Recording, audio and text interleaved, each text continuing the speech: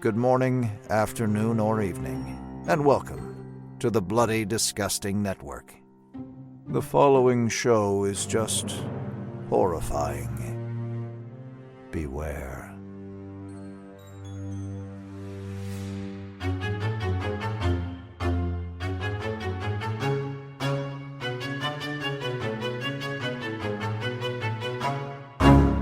You're obsessed with her, and you're obsessed with her daughter! All right, easy, Geraldo.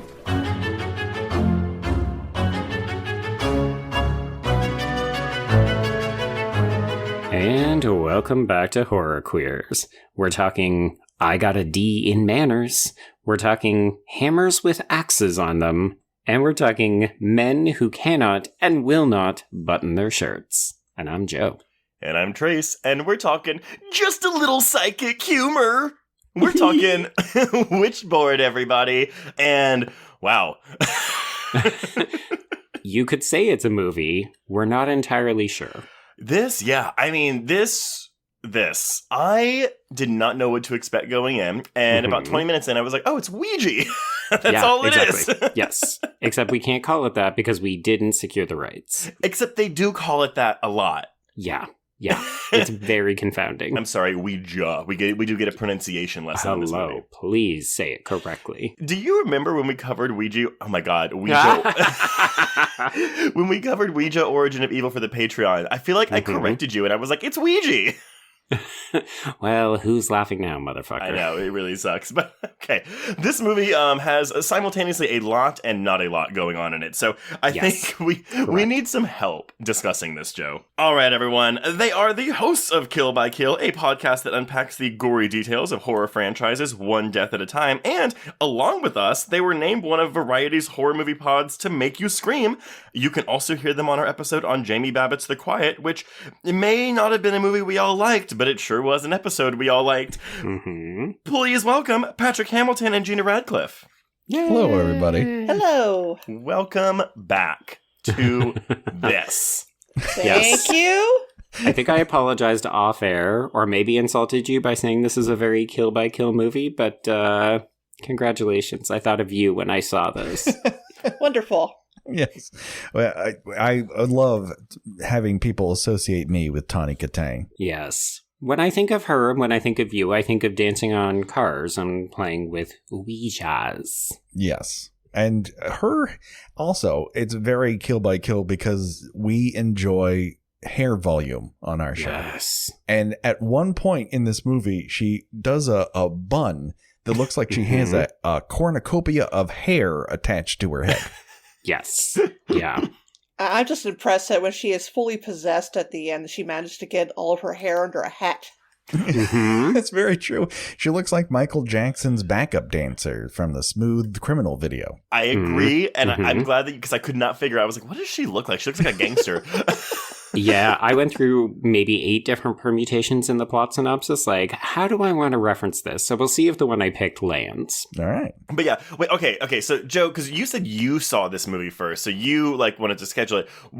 When did you see it? I've never heard of this movie, but I feel like we've gotten a lot of requests for it, and I see why.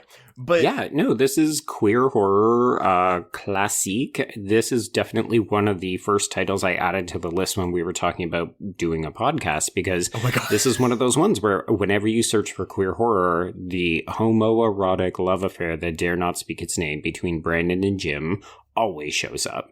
People never talk about the movie. They only ever talk about the Brandon and Jim stuff. And then you watch it and you're like, shit, there's a whole other act when this isn't in play anymore. We just have to watch Tawny Kitaen act like Smooth Criminal. Well, that's the thing. Linda, unfortunately, is not a very interesting character to me, and she's also dumb as a stump.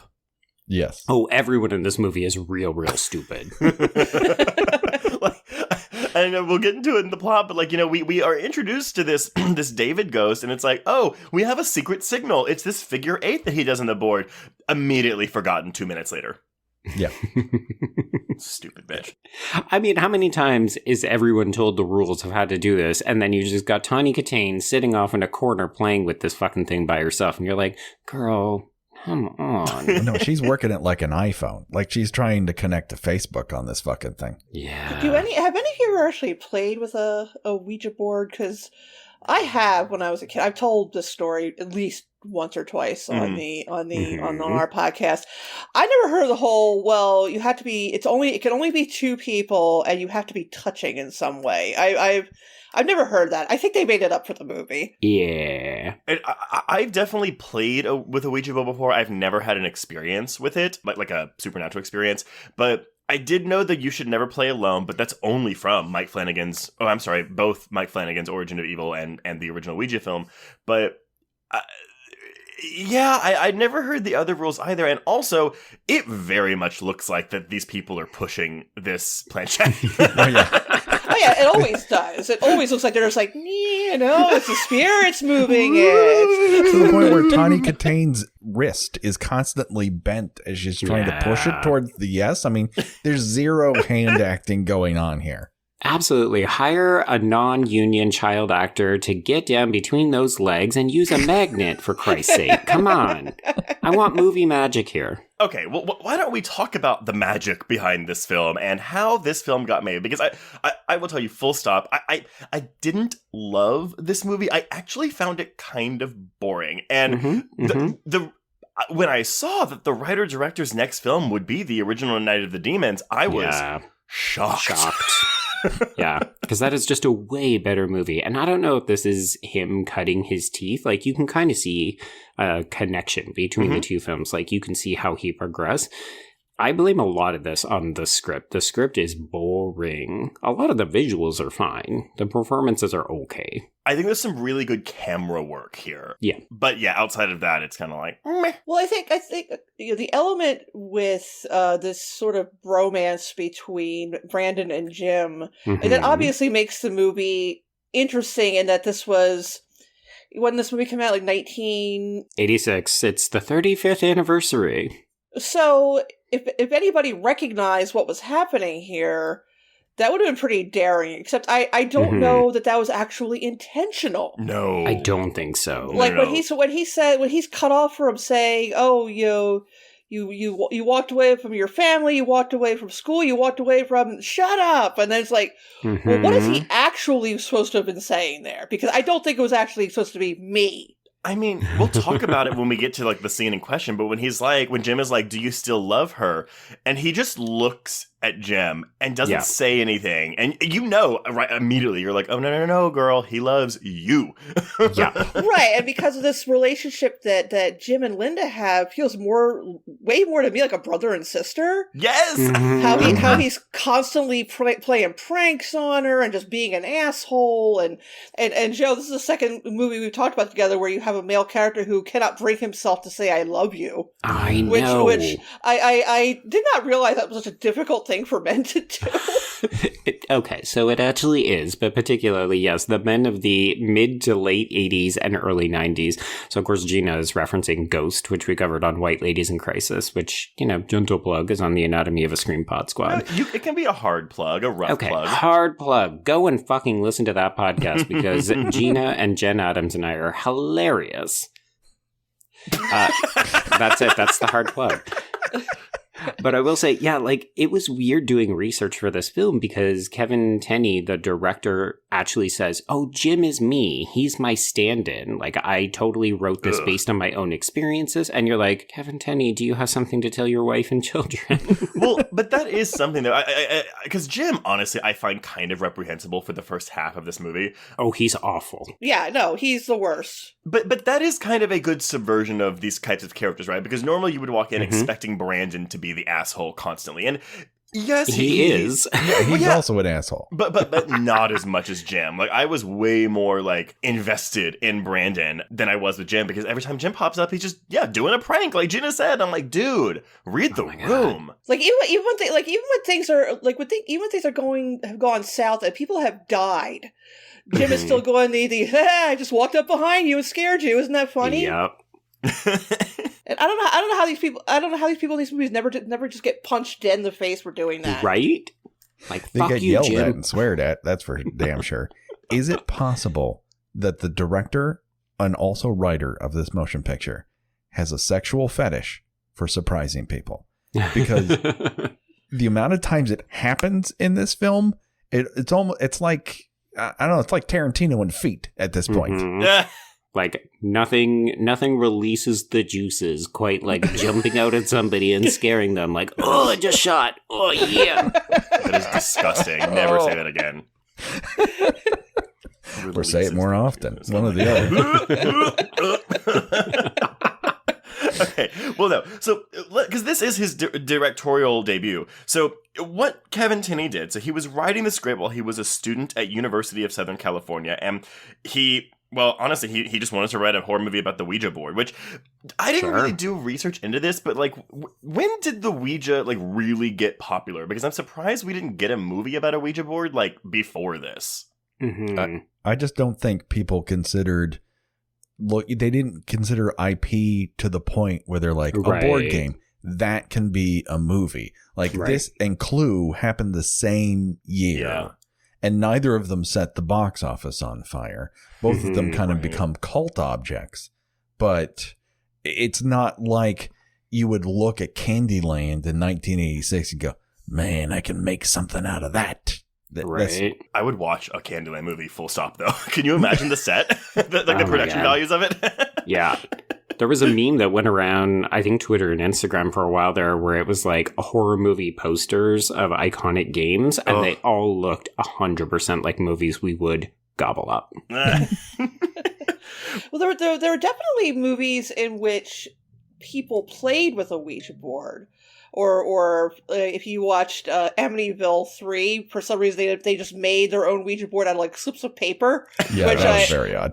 I never quite figured out how that worked, but yeah, this might have been the first movie that really made that like the central focus of the plot. Yeah, it almost feels like a reaction to the Satanic Panic, too, where it's like, well, now we're all just fucking playing board games, communicating with the devil and the other world. Like, but I don't know, to me, when I look at this, I'm thinking, okay, this feels like we looked at Poltergeist, it made shit tons of money, and then about 5 years later, we put a board in play and just try to mirror that success. Ooh, I hope that wasn't the case, because this is... You, sir, are no Poltergeist. You failed.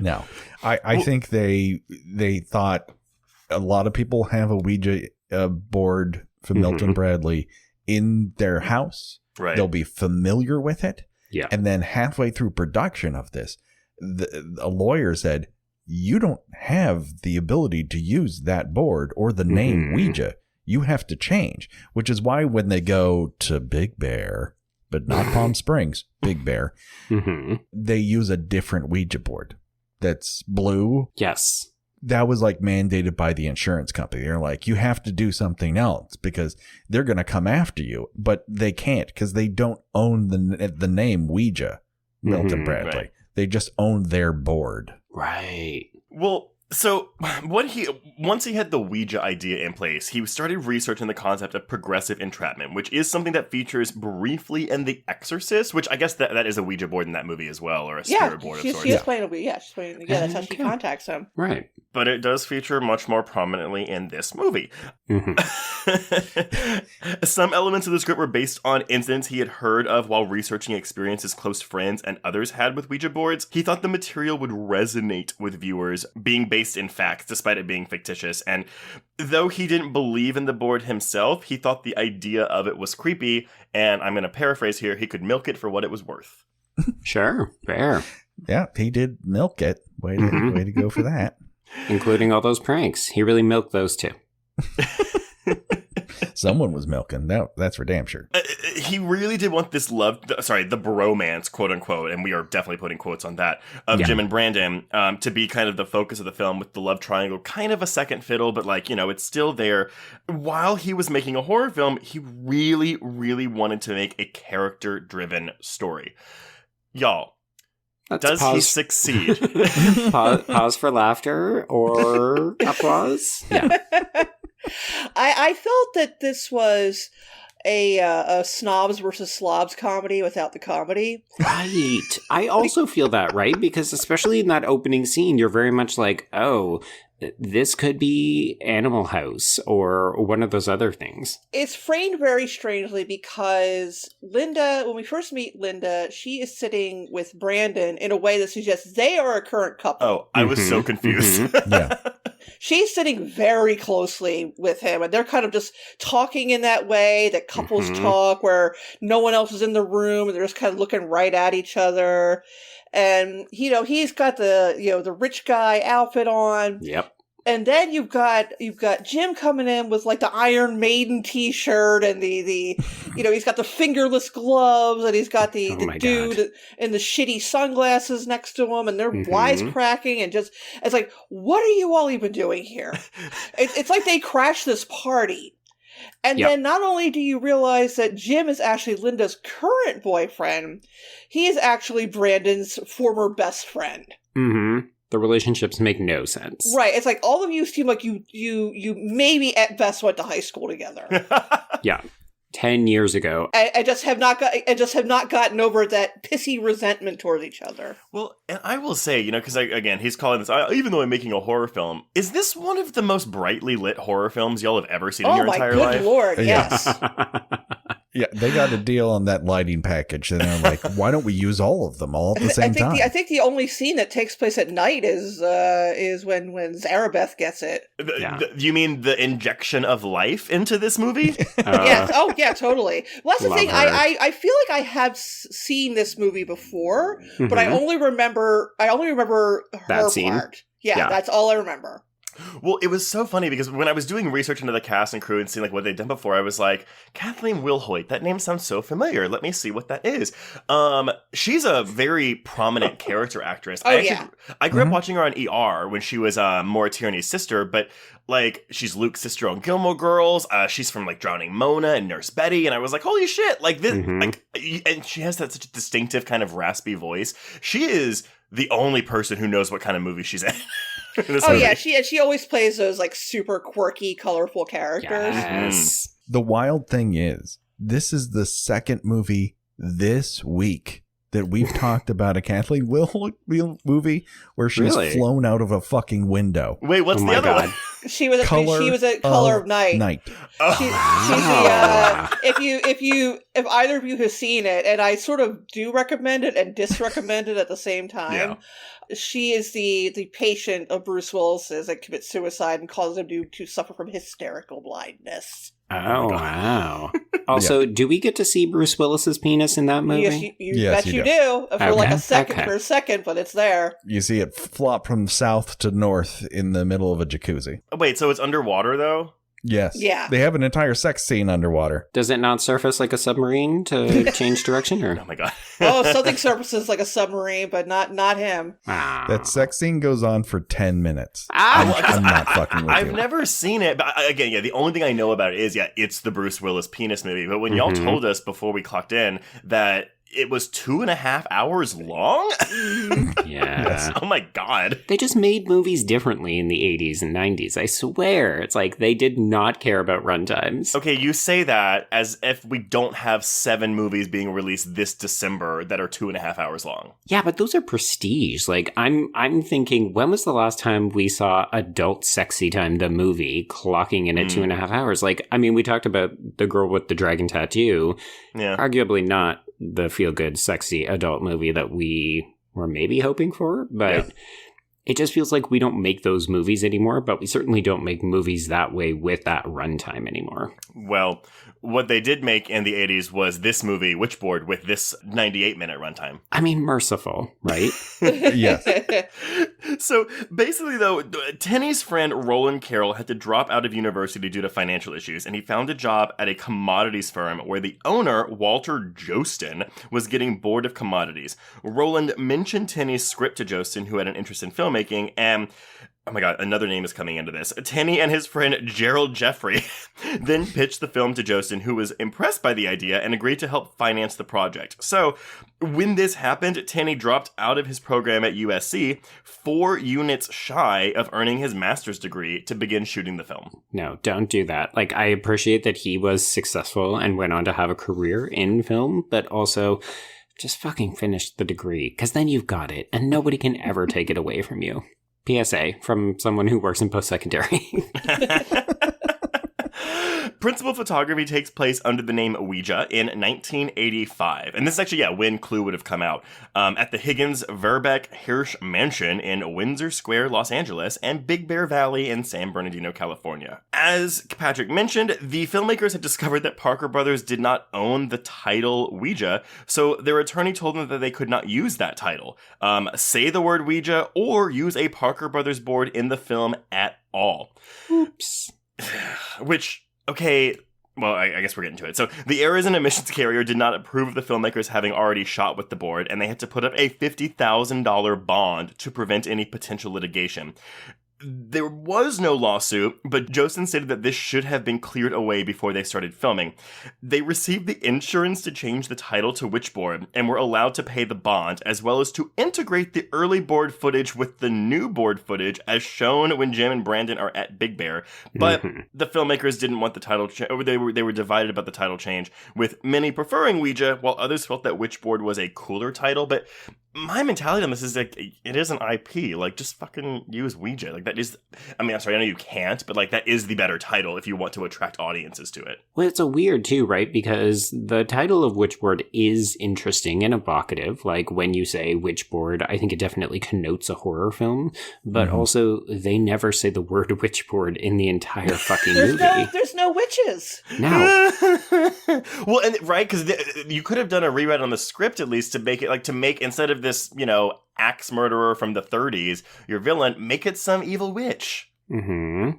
They could have done that. I also wondered for the very first time if this title is not a play on the word switchboard, which connects different people to one another, but I think that's too smart. I've just been working on too many taglines. No, because we should have had Linda being a switchboard operator. That should have been her job. Sure. No, she goes to classes. Please, let's give her credit. I was like, what is her job in this movie, actually? Because I don't think she leaves this apartment ever. No. How many robes does she own?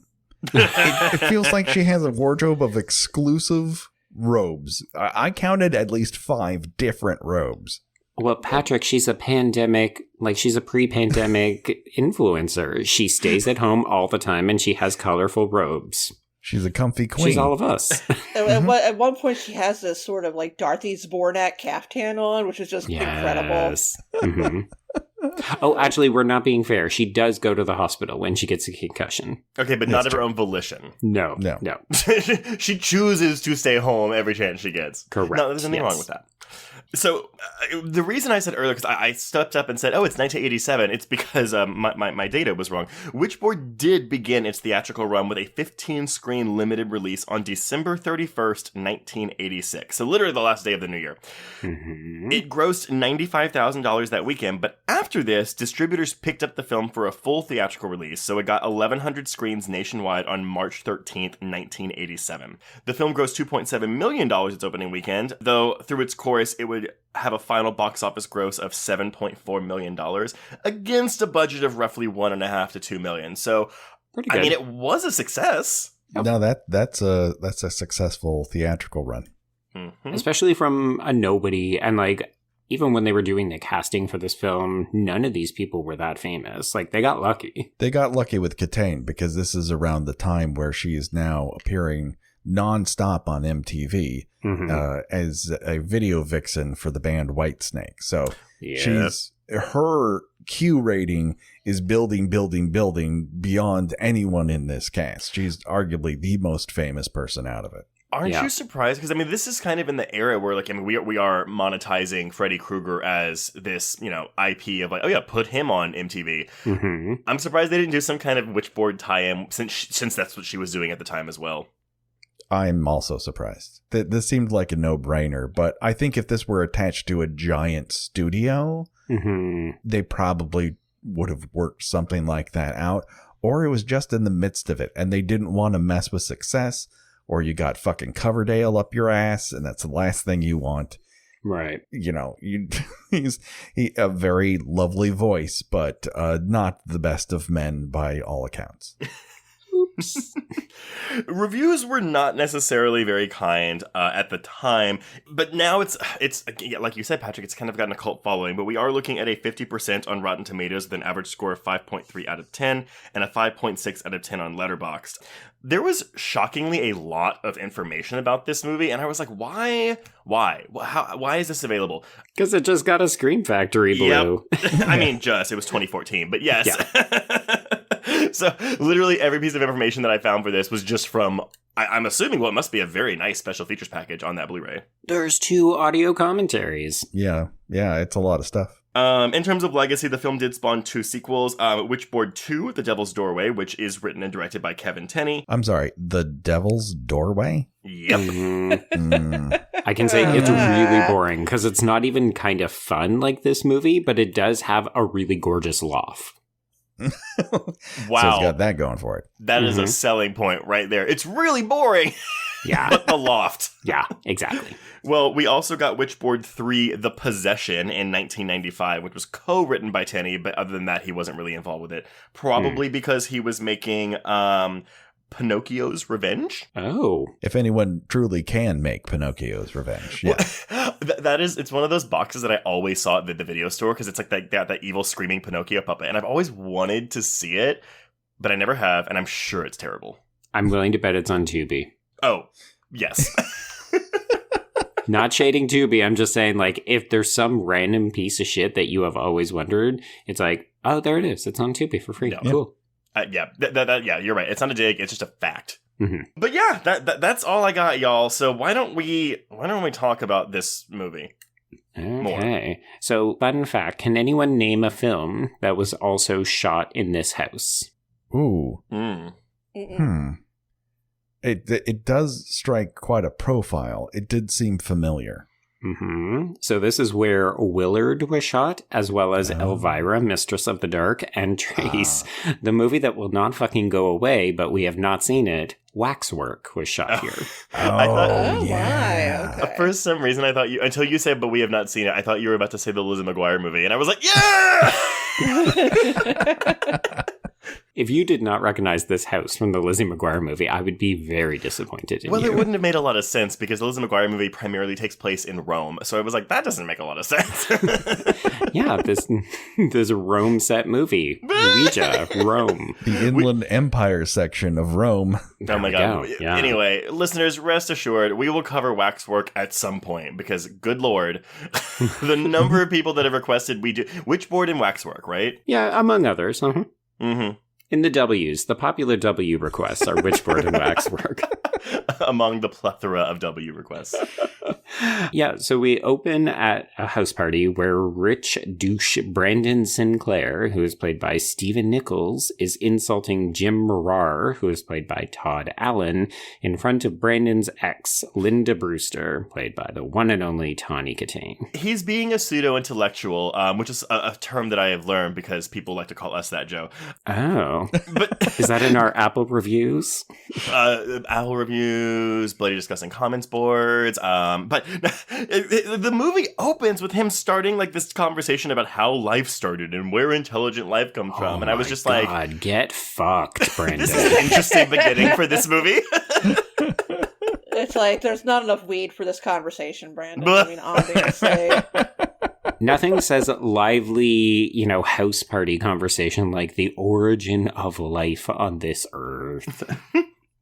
But honestly, this movie, I mean, it does a lot of funny things. We're going to talk about them. But I find it perplexing that we just drop into this conversation, into this house party. We have no idea who these people are, what their relationships are, and you just have to figure it out. Like the fact that you all said, oh, I was really confused as to which one of the men she was dating. I'm like, yep. Mm-hmm. And it's because it's not clear, which to me is like, oh, that's not great filmmaking. and maybe that's on purpose because we're going to fake out the audience. Like, yeah, but she has no reason to be sitting that closely to her ex-boyfriend in the presence of her current boyfriend. Yeah.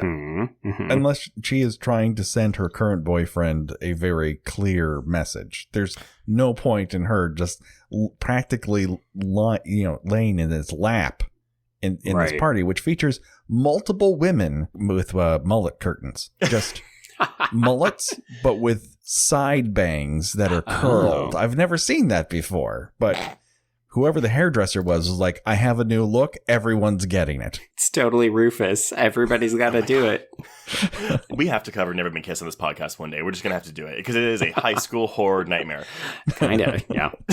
No, but I think, because again, we don't know this yet, but they have all been friends before. So I think that's what the movie's trying to be like, where it's like, oh yeah, it's uncomfortable, but like they still want to be friends. Mm-hmm. And there you go. But we don't have this information right now. No. Like, we don't even know who the main people are. You open this thinking that Jim is the villain of this movie because he is such an asshole. Yeah. Oh my God, he is. And he's like one of those assholes who's like proud to be an asshole. Like he'll just get off some shitty comment and then everybody be like, Jim, why do you say? You just sit there just smirking. Mm-hmm. So the action moves to the kitchen because Jim gets very riled up. So Linda follows him in and he's just downing booze straight from the bottle. And she tells him that she loves him. So this is, okay, news to us. And, but I think just immediately from a queer perspective, you're like, why is he getting so upset about Brandon? What is going on here? Yeah, and it's like, did she invite him to the party? Because like, whose party is this? Well, it's Linda's because it's her house, but yeah, why would she invite her ex-boyfriend? Unless she's trying to, again, like, make amends between Brandon and Jim because the relationship switch ruined their friendship? Yeah, but I don't think does she know that they were friends? Because this seems to be a shock to his other friend. It's very unclear. I do think that she knows why she's invited Brandon now, and if she's been seeing him before this or something. It's all left on the table. We have no idea. There's a very brief line where it's kind of like, well, we haven't seen him in a while. Why did you invite him tonight? And we get no clarity. Yeah. Well, it's also, a problem in terms that she doesn't have chemistry with either of these characters. Yeah. But they, on the other hand, have scorching chemistry. Yes. Yeah, they never get worked up over her, but they are definitely worked up over each other. Yeah, exactly. Throughout this motion picture. Their boners are popping out of their pants. but again, is this on purpose, or is this because Tawny Kitaen God rest her soul, just not a good actor? Well, it's probably the latter, combined with, as we've all stated before, the screenplay. Yeah. Is the feeling that Brandon and Jim are supposed to have each other is, anger, resentment, and, sadness over their failed friendship, or that they want to fuck each other, or they have fucked each other, and now they can't anymore because you just don't do that in the 1980s. Look, Gina, they tried it once in college and it didn't go well, and then they had to go their separate ways. Yeah, was there like a really clumsy Boogie Nights moment where one of them made a pass at the other one and just, and it went badly? Yeah, one of them has a 12-inch penis. But which one? See, that's a mystery. Right. One that will never be solved by this movie, tragically. Okay, so back in the living room, Brandon educates the group about Ouija boards. Please note, not Ouija. Does he seem like someone who would be into Ouija boards to you? Right? Like, he makes it sound like all he does is play with this board. I communicate with this child ghost. On the regular, yeah. That's why he's single. I guess, what do you talk about with a child ghost who's a poor speller and may lie to you most of the time? I mean, are you like asking for life advice? Like, what? Friday night. Yeah, what should I do with my socks, David? Like, what's your favorite juice box? Well, you've been dead for 30 years. You don't know any of the current brands. Yeah, who's your favorite Justice League member? I really want everyone in this party to take my special relationship with this 10-year-old ghost boy seriously. Okay, so Brandon outlines the rules. Yeah, you always have to play with two people, place the board on your knee. People should have clean systems, so they should not be drinking or smoking. This obviously seems like a dig at how everybody at this party sucks except for Brandon and Linda. Okay, Brandon. Well, see, and I just read that as, she's a clean girl, meaning she's not promiscuous. I mean, I know he says, like, no drinking and drugs, but I felt like the underlying implication there, too, was like, she's a good girl. Yeah, I mean, she's very much presented as a chaste young lady. So then Brandon decides that, yes, he's going to go and try to connect with David, this little boy who died 30 years earlier and is the board's dominant spirit. And I just wanted to give a quick shout out to Brandon's turquoise pinky ring. In case you folks didn't know, turquoise symbolizes wisdom, tranquility, protection, good fortune, and hope. So wow, it's really tragic that Brandon dies. So after a failed attempt, they do end up connecting with David, and yes, the figure eights confirm that it is him. Jim is making disparaging comments the entire time, such as, "Hey, I don't speak to cardboard." Also very cool, Jim. I mean, you're the one dating Tawny Kitaen, but okay. Oh, shit. Patrick. I know it's bad to speak ill of the dead. We must acknowledge that Miss Kitaen had many problems in this life. Right. Yeah. Our comments are strictly about her performance in this particular film. Yeah. Absolutely. So David ends up getting upset because Jim will just not stop running his mouth. So in retaliation, David becomes a poltergeist, apparently, and slashes Brandon's tires. And this is when Jim and Brandon get into a sexy near fight, and Linda gets very angry and accuses Jim of ruining her party, but like they will do many times in this film, they make up with a little bit of conversation and sexy time, but we see an ominous push in from the camera onto the Ouija board. I wrote in my notes, after Jim and Linda make up, we pan over to the Ouija board and nothing happens. Nothing happens. No. Well, the Ouija board likes to watch. Yes, the Ouija board is voyeuristic. It likes to get in on the action, but only in a voyeuristic way. I was just expecting the planchette to move, but maybe that was too cliche. And he was like, no. You know, it'd be even cooler if it didn't do anything. Mm-hmm. Save it for the end. They'll never see it coming. So the next day, Jim is working on a construction site with his friend Lloyd, who is played by James W. Quinn. And we met Lloyd at the party. He's the friend who wears the sunglasses at night, which immediately lets you know exactly who Lloyd is. Yeah. James W. Quinn is not a great actor, and a lot of these lines are awkward. But at least he does get to throw a hammer/axe at his friend. And I just wanted to take a quick moment. I spent no less than 10 minutes Googling, is a hammer with an axe a real thing, earlier today? And I believe this is called a carpenter's hatchet. But don't quote me on this. And also, I'm probably on watch list because I went to a lot of do-it-yourself weapons sites where it's like, this is how you add a ball-peen hammer to an axe. No. I was like, oh shit. Nice knowing you, Joe. So I will never be able to travel internationally again. Well, in terms of filmmaking, this is a kind of interesting piece of work because instead of actually throwing it, they had the carpenter's hatchet. Sure. It was already in the wall, and they pulled it out with a wire and then reversed the footage. Yeah. I feel like this is the kind of thing that we saw a lot of in Nightmare on Elm Street films, right? Yeah, it's just honestly, DIY special effects. I think it works well. I was entranced with how at this new housing build that they're at, they start their day with the Flintstones bedrock quarry whistle. Mm-hmm. And then Dino walks by with more sheetrock. I did miss a brontosaurus in the background, though. Right, yeah. So, while Jim is working, we've got Linda at home, and contrary to what Brandon fucking told her, she's playing with the Ouija board by herself and connecting with David. Okay, wait. Mm-hmm. Because she starts playing with this board, and she's like, David, is that you? And it just goes, yes. And she's like, oh, good, yay! Yeah. Didn't wait for the figure eight. Yeah, she has not remembered a single thing Brandon has told her. And it was the night before. Yeah. Well, and the movie halted so he could give us this exposition. Well, it very much feels like, for the audience, pay attention to these rules so that when you see dumb bitch over here breaking them all, you'll know that she's going to get possessed.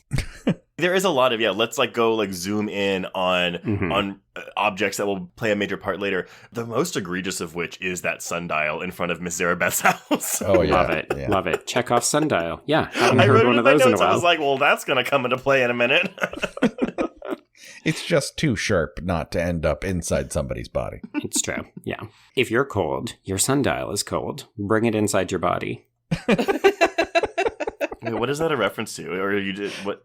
It's a reference that they use when cold weather comes and people leave their animals outside. So it's like, if you're cold, then you should bring your pets inside too, because they're also cold. We don't have that in Texas. I was very confused. Yes. You would not need such a PSA. No, in Texas, you have, if it's cold outside, your senator has gone to Mexico. Yes. Yeah. It's also, if it's cold outside, everything is closed and the world stops spinning. Yeah, climate change is real, and we're all fucked. Mm-hmm. So this conversation with David reveals two things: that she is pregnant, and also that David does not like Jim. So, cool, we're in agreement with David. It also reveals a third thing, and that is that someone refers to her not being in school as skewill. I missed that. I've never heard of a George Glass at our school. Oh, speaking of school, I like when Jim just kind of casually mentions that he used to go to medical school, which, yeah, the hell you did, Jim. Come on. who are you kidding? Yeah. So that's actually where we jump back to at the construction site, is basically just an exposition dump about Jim's backstory. And he reveals, he dropped out of med school so he apparently can work at this construction site, ? And we also learned that his parents were alcoholics, so he spent a lot of time at Brandon's house, and they were best friends until Jim quote-unquote stole Linda. So there you go. We're all caught up, as if this explains everything. And I remember the first time I watched this, I just went, I have so many more questions now, because what? Yeah, who has one of these conversations just, with their coworker? Well, shouldn't the coworker already know this? He You would think. Yes. Unless Jim has kept all of this a secret for some reason. In the fight last night, just really, he has to tell someone about it to get empathy. It doesn't explain why he's okay with, Brandon still just hanging around. Yeah. I mean, I gathered that he would prefer Brandon not hang around, that this is very much a Linda thing. And then, of course, we get a series of unfortunate accidents and possessions that force the two men together. Force. But I was like, oh. Like you force magnets together. Exactly, sure. Yes. So one such accident is the fact that Lloyd is now killed by falling sheetrock. So rest in peace, Lloyd. He's just smushed. Yeah. He's smushed. So I will say, because the anecdote about this is that apparently they kept having to reshoot this scene because of Quinn's comedic personality constantly making Todd Allen laugh. And I guess when they switched it out for a dummy, like when it fell, the legs would slightly fling up, which would also make them laugh. And I was like, well, that's really unprofessional. But honestly, watching this happen, it's really funny. It's just a funny way to die, is what it comes down to. Well, it's also really unexpected because we get this, again, ominous sort of POV voyeuristic ghost shot, Jim's missing hammer axe up on the roof, and you think, okay, so that's going to fall on somebody. And then it doesn't. It's just a giant pile of sheetrock. Okay. So what the fuck was the point of the hammer axe? I assume maybe the axe was used to cut the ropes on that was maybe holding the sheetrock. The cop says that. But we don't see that happen. Like, no. I really wanted a scene of this axe, this carpenter's hatchet, floating in midair, just chopping these ropes. Oh, we don't have a budget for that. Sorry. Yeah, they can't do that. They can't pull this off. I mean, that is the one thing where you can kind of tell that this director was in USC and like he had some visual style. Is that he's playing around with the ghost POV, and that stuff kind of works for me. Like there's some panache going on, but a lot of the tension in this scene is cut because we're going back and forth to Tawny Kitaen asking where her diamond ring is. And it turns out that it's in a sink drain. And then it takes her, I would say, 10 full seconds to go, the kitchen sink drain? How many drains do you have, woman? You can tell they are trying to make this kitchen sink thing very suspenseful. And it's not. But you're right, because the cross-cutting with this is weird. The editing is very bizarre. And just to highlight editor Daniel Duncan, he would go on to not only edit Night of the Demons and Witchboard 2, but also Night of the Demons 2, Leprechaun 3 and Leprechaun 4, and Pinocchio's Revenge. Oh, Gena. Yikes. Leprechaun in space. Your No, fave. thank you. Absolutely not. Oh, wait, we just talked about Leprechaun, and if we're going to cover one for the podcast, which one should we do? And I was like, I love Leprechaun 4. I mean, again, we're not suggesting it's a good movie, but there is no shortage of things to talk about. It is a gross movie. It is a very gross movie. Gena, you love those. He jumps right out of somebody's penis. I mean, there's not that many movies where that happens. Mm-hmm. Mm-hmm. I tried to explain this to Joe. It's the same whenever he smushes the guy's face with a pizza pan. Yes. That's the one. That's just repulsive in every possible way.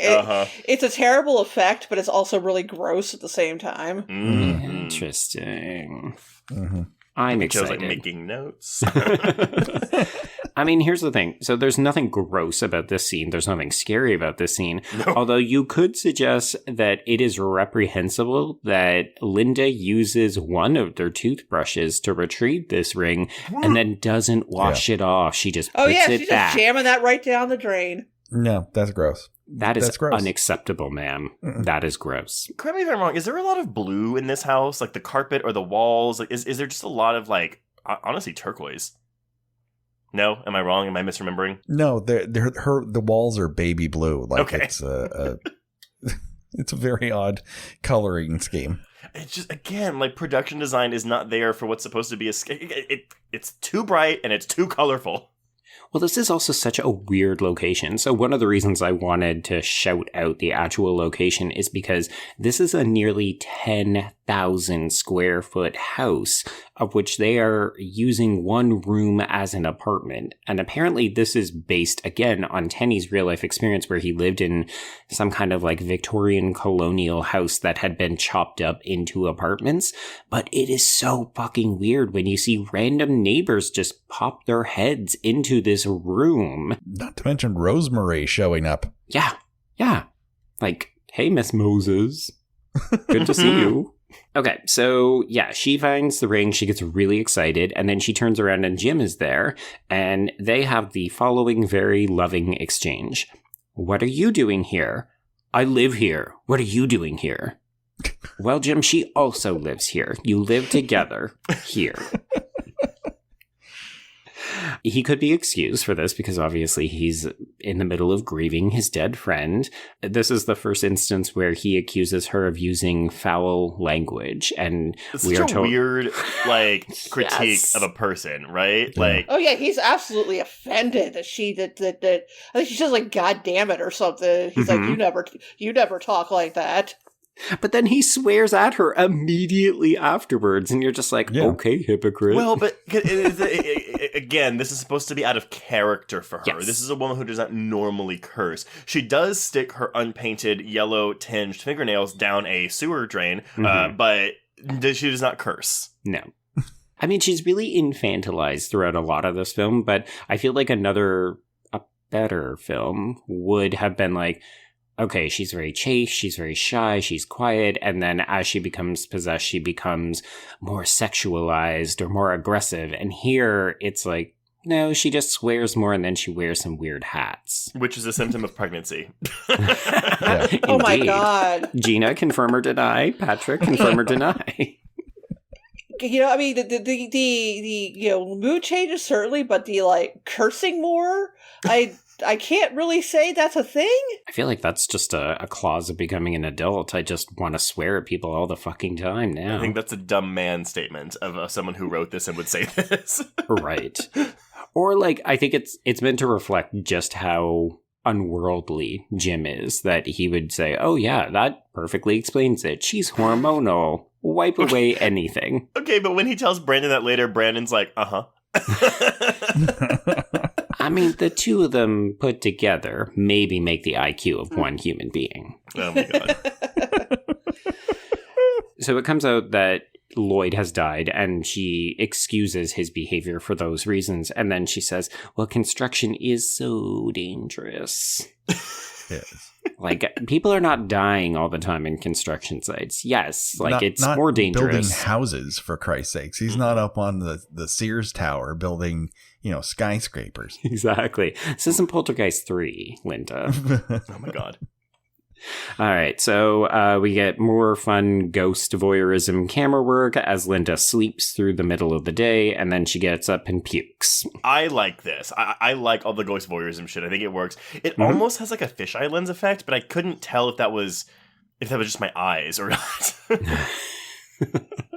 I think it could go either way, but yeah, like I'm in full agreement. I like this. There is visual panache, as you suggested, Patrick, where it didn't need it. Like, I could see a lesser director saying, "Oh, okay, well, I'll just shoot the board and it'll be exciting." Yeah. No, there's something going on. You can tell that it's not like the original Evil Dead like innovation, but there's something going on where he's trying to make a movie out of this. Right. It's just that I wish they had put some of that effort into the screenplay, because there's all the elements of something that would work. It's just it just feels very first draft. Like, hey, we completed this screenplay. Like, sit back in the chair, throw the typewriter paper up in the air, Stephen J. Cannell Productions. That's how it feels. Let's drop out of USC and make it right now. Right now. God. So, you know what? This movie is too straight and white, quote unquote. Let's introduce a weird character, shall we? So let's hop over to Lloyd's funeral and a new character, Lieutenant Dewhurst, played by Burke Barnes, who is part of the town's homicide division. He's also part of the bomb division, and he's also a wannabe magician. Oh my God! When he's sitting in the waiting room at the hospital, just doing shit. Mm-hmm. And then he's juggling oranges. Oh no, he's like eating just oranges. He's like 6 oranges on his dashboard while he's spying on Jim. The introduction of this character is he walks up at this gravesite and he goes, "I'm Lieutenant Dewhurst," and then Jim goes, "Police? Mm-hmm. No, he's a lieutenant in Space Command, you fucking knob." Also, okay, I mean, granted, because as soon as he came in, I was like, oh, fuck, we're going to get this whole thing where he thinks Jim's the killer and blah, blah, blah, blah, blah. And we do kind of get that later. Yeah. A little bit. He more thinks that Jim might have been the target. Yes. And I think that kind of makes sense, but I do want to shout out some choice lines of dialogue, because Dewhurst goes on this rant about, he tries to associate this murder, or what he presumes is a murder, with magic. And he mentions famed magicians Sigmund and Roy. Yeah, and that stood out because Sigmund is not right. It is Siegfried and Roy. And if you wanted to be a magician, you would fucking know that. Exactly. And then Jim counters, because he is also a true genius, by saying, "We're not really talking about magic here, are we?" Wait. Do you think that Sigmund Freud's... I'm sorry, oh my God. Do you think that Siegfried and Roy mishap is an intentional choice by Tenney to make this character look stupid, or do you think it's a mishap on Tenney's part when he was writing the script? I think it's the former, because I think this character is absolutely ridiculous. It's a character trope that we've really picked up on seeing in movies, particularly since we started covering erotic thrillers, is the cop that is just absolutely does not want to do his job. Right. He has a suspect in mind. It doesn't matter if none of the evidence points towards him, or if it doesn't make any sense. That's the guy, and it doesn't matter. Yeah. They draw a target on the lead character because the movie demands that he do it, and it never makes any fucking sense. Mm-mm. Yeah, I often wonder if it's because when you're telling stories about crime and murder, you think, well, at some point the police probably have to be involved, but I don't really know what to do with them or how to write them. And unless they're your protagonist, you also need to get them the fuck out of the way to tell your story. So we often get these bumbling, caricatured idiots. And sure, I mean, maybe accurate, but... Okay, so, so there we go. We've introduced Lieutenant Dewhurst, and Linda can go back to playing with the motherfucking Ouija board. So she gets a call from Brandon, and I would like to hear Patrick and Gena's thoughts about this swinging sexy mod pad of his. Yeah, it does have a little bit of a Patrick Bateman thing going on, like very sleek. And again, what is he doing hanging around with these people? Yeah, like it looks expensive. I think we were meant to take away from this that he teaches at the college or the university, and that's why he knows that Linda has not been coming to class, which again leaves me with more questions. Like, is he a faculty member who's teaching her and there's a weird sexual history? Because that's not appropriate. But like, you look at this pad and you think, okay, there's a lot of leather, there's a big fire, it's kind of chilly and impersonal, which again tells us some stuff about Brandon. But I just thought, oh, okay, yeah, like you said, Gena, Patrick Bateman-y, like, where's the murder room and the sleek see-through rain jacket? It is very LA of the time. However, okay. there's that whole glass brick thing behind him. There's not a ton of difference between his place and like the apartment in Death Spa. There's just a lot of this impersonal interior design that what was happening in California at the time. So yes, it does cast him in the light as someone who's closed up and very a bit prissy, as it were, with his environment and how he presents himself. But it's also like, I bet they thought, wow, it looks like he has money. And considering that his family owns one of the biggest wineries in California, as one of the characters denotes, he's rich and he knows it and he likes to show it off. There we go. I think I was just confused because when I think of LA apartments from this era, I always go to Looker and the beige on salmon on beige look. Oh my God. Yeah. Still my fucking favorite. People, if you have not seen Michael Crichton's Looker, what the fuck is that movie? Best theme song ever? Oh. Yes. Yeah. The best part of the movie, in my opinion. Well, it's not a high You're bar. saying the best part of the movie is not slow motion women's volleyball? Because I know that's what stuck out to me when I watched it on a loop on HBO. She's a looker. I think that's how it goes.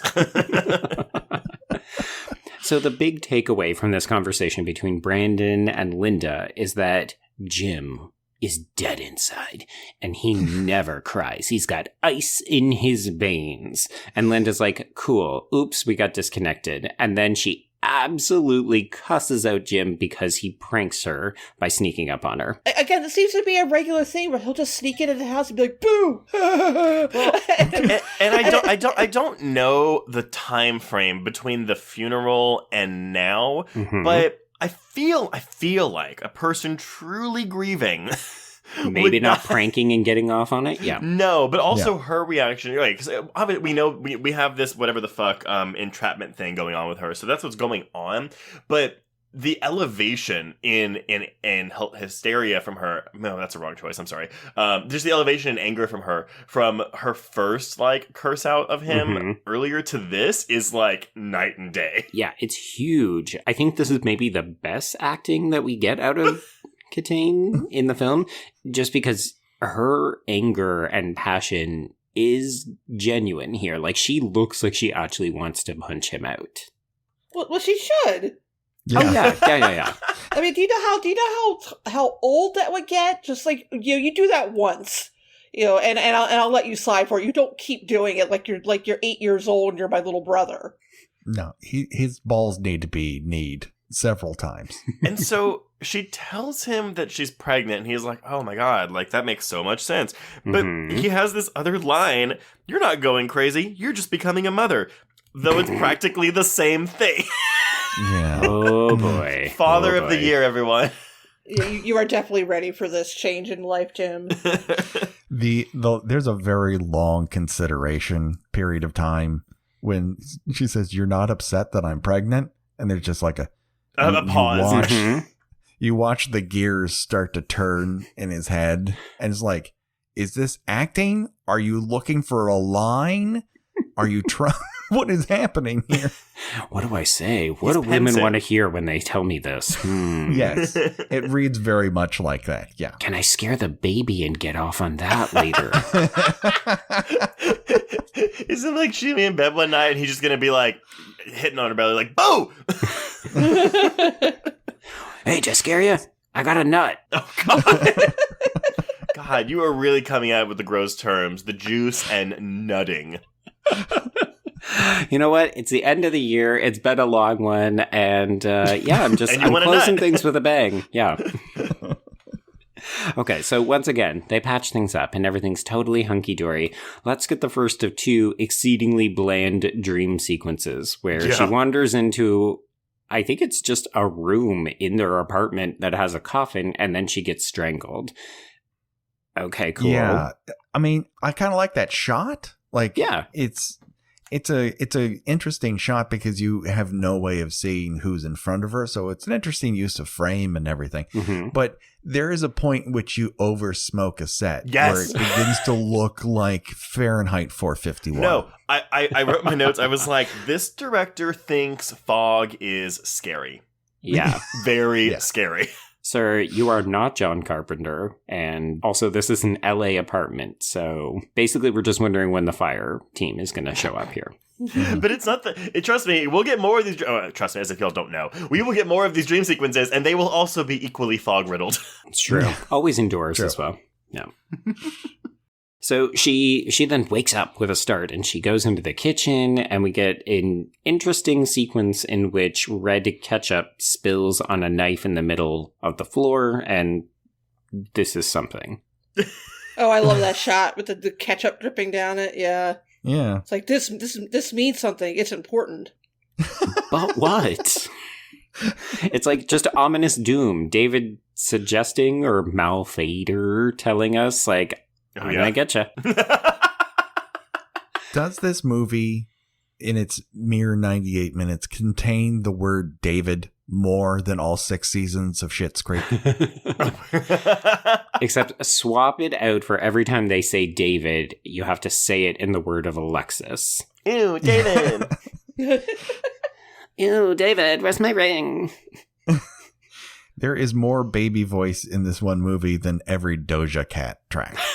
That only works for a couple of us because, of course, Trace doesn't know who that is. Yeah, I don't know what that means. But are y'all surprised that David doesn't, like, play a part in the climax of this movie or something? Like, he just shows up to help protect her from right, like we get this really cheesy, like, oh, he manifests in this blue foggy glow and, like, kills Malfader for them. And he's played by Devon Sawa. Yes. Right. Can I keep you? Well, I mean, also because we have fucking Linda, like, every time I hear Linda, I think about that Kimmy Schmidt episode where there's the baby named Linda, and Titus is like, you don't name a baby Linda. But, like, she's like, because we have that bit of rule where he's like, spirits can choose their parents when they get reincarnated. So she's like, oh my God, David's my best friend. David, do you want to be with us? Do you want to be our child? And he's like, fuck no, Jim sucks. Yeah. You, I kind of like. Jim, that's a hard pass. Yeah. Yeah, that is weird when she's like, oh, maybe David will be reincarnated in my child. It's like, what are we that's doing? Weird. No. Why would you say that? You barely know this ghost kid. Like, come on. She's so possessive of him. Yeah. You know, a ghost that Brandon has said, oh, well, sometimes they lie. And she is taught to become, based mostly on the fact that this ghost child knew where her lost ring was. Mm-hmm. She's like, yeah, maybe you'll be born into my baby. You could be my son. Absolutely. Yeah. Go after that lying baby who can't spell. Sounds great, Linda. What a plan. who gets so mad he slashes someone's tires. But it's also a very weird, because again, I mean, I'm assuming David will, if this does happen, will not remember this. And so there's this one-sided relationship now between Linda and David, if he was to be reincarnated in her baby, where she's like, oh yeah, son, you were actually this ghost that I used to talk to, and you were blown up on a lake. Gosh. Also, it's so weird to me that you would think that reincarnated people don't have memories. Why are you defaulting to that? Mm-hmm. Wait, what are you insinuating? I don't know. I just think it's reincarnation's not a real fucking thing. So I don't know why you're like, oh, well, people definitely wouldn't remember. Wait. There are religions that believe in reincarnation, so it may not be real to us, but it is real to some people. But you're gonna laugh when I tell you this. I'm actually basing it off of the Robin Williams movie "What Dreams May Come." Jesus Christ! Oh, No. I have a special affection for that movie. I know it's the sappiest movie you'll ever see in your life, but it just gets me. I saw that movie as when it came out, whenever it first hit like video store shelves, and oh boy, it was honestly kind of traumatizing. That movie is it's a tearjerker. Yeah. But question, Gina, are you basing like life assumptions on that movie? Oh no, of course not. No. That's how we started the podcast. I mean, look, I think, maybe you can get flashes to your previous lives, but you're not going to come out like, oh my God, yeah, remember that when I would die on that boat, when I blew up? Yeah, that was me. I was going to say, like, is this kid going to be born with, like, an aversion to boats or going to Big Bear or something? Yeah. Yes. It's only Lake Arrowhead for me, never Big Bear Lake. I don't know why. I can't remember, but I feel like I would explode if I went near Big Bear. God. Also, is that a better movie? Is that just The Prodigy? Is that what we're discussing? Oh my God. That is The Prodigy! Okay. So another pro in this film's favor is Linda screams at the sight of this bloody ketchup knife in the middle of her kitchen, and then that actually transitions over to the sound of the saw on the construction site, and I was like, oh, that's kind of cool. Okay, good, a little oral match on action. Cool. This is when Brandon arrives, and he wants to talk to Jim about Linda's recent behavior. He's very concerned. She's been missing her classes. This is the first we have ever heard of Linda taking classes, so okay. And what they never say. They never say. Yeah. Classes, Classes. Yeah. The businesswoman special. Presumably it's how to do a tap number because she's got all of the accoutrement in the finale. So, yeah, she's been missing classes. And then also Brandon asks, does she exhibit any of the signs of progressive entrapment? So is she using the board all the time? And is she also swearing like a truck driver? And Jim counters by saying, oh, so I'm basically living with Linda Blair. Yeah. I mean, again, this is another, we're halting the movie to give this exposition dump. And they almost kind of liken it to drugs, too, right? Mm-hmm. That's it. That's my one service level observation. Okay. Yeah. Yeah, basically it's, hey, somebody in a horror movie is exhibiting weird behavior. Are they possessed? Have they fallen into substance abuse? Are they addicted to the item in question? Yeah, exactly. I guess it's just so weird because literally Tawny Kitaen's only role in this movie until the climax is to sit on the couch and play with a board. Easiest paycheck ever, though, right? I guess, yeah. I mean, honestly, yeah. So Brandon says that he wants to involve a medium because he's concerned things are getting out of hand, and this is when Jim drops the baby bombshell, and Brandon is really taken aback, and so he accuses Jim of dropping out of med school because he doesn't care about anyone. Like so you didn't dramatic. Care about me or consider my penis. A lover's quarrel if there ever was one. Why don't you ever scare me when you're trying to get off? Me, Jim. I would have let you scare me whenever you wanted. Exactly, yeah. And before this can escalate too much, this is when we get a phone call from landlady Miss Moses, who says, hey, Linda's had an episode. Can you maybe get over here? So this is enough to convince Jim, okay, things have gotten serious. We need to bring in this medium. So enter a fucking pulse in this movie. Zarabeth, played by Kathleen Wilhoite, comes in, and she is a glasses and denim fringe wearing, gum chewing, red haired psychic medium. This shouldn't really be, and this is weird for this movie, but it is the liveliest part of the film. It is the best part of the film. Any scene, and by any scene I mean the 2 scenes that Kathleen Wilhoite is in, it is just an injection of energy that is unfortunately lacking. Like, and not only in just the filmmaking, but also in these performances. Like, where is this energy from these people? Oh yeah, she's like, as I always say, she's just in a completely different movie. Yeah, but in this case, it's a far better film. Oh yeah, 100%. But honestly, her and Jim should have run off together, even though she's coded lesbian in my opinion. But because she also is a prankster. Yeah. They have a lot more in common. I mean, she would do better in this thruple. If you made it a fourple, maybe this would work out for everyone's benefit. Yeah, I feel like she's giving off big Beetlejuice energy.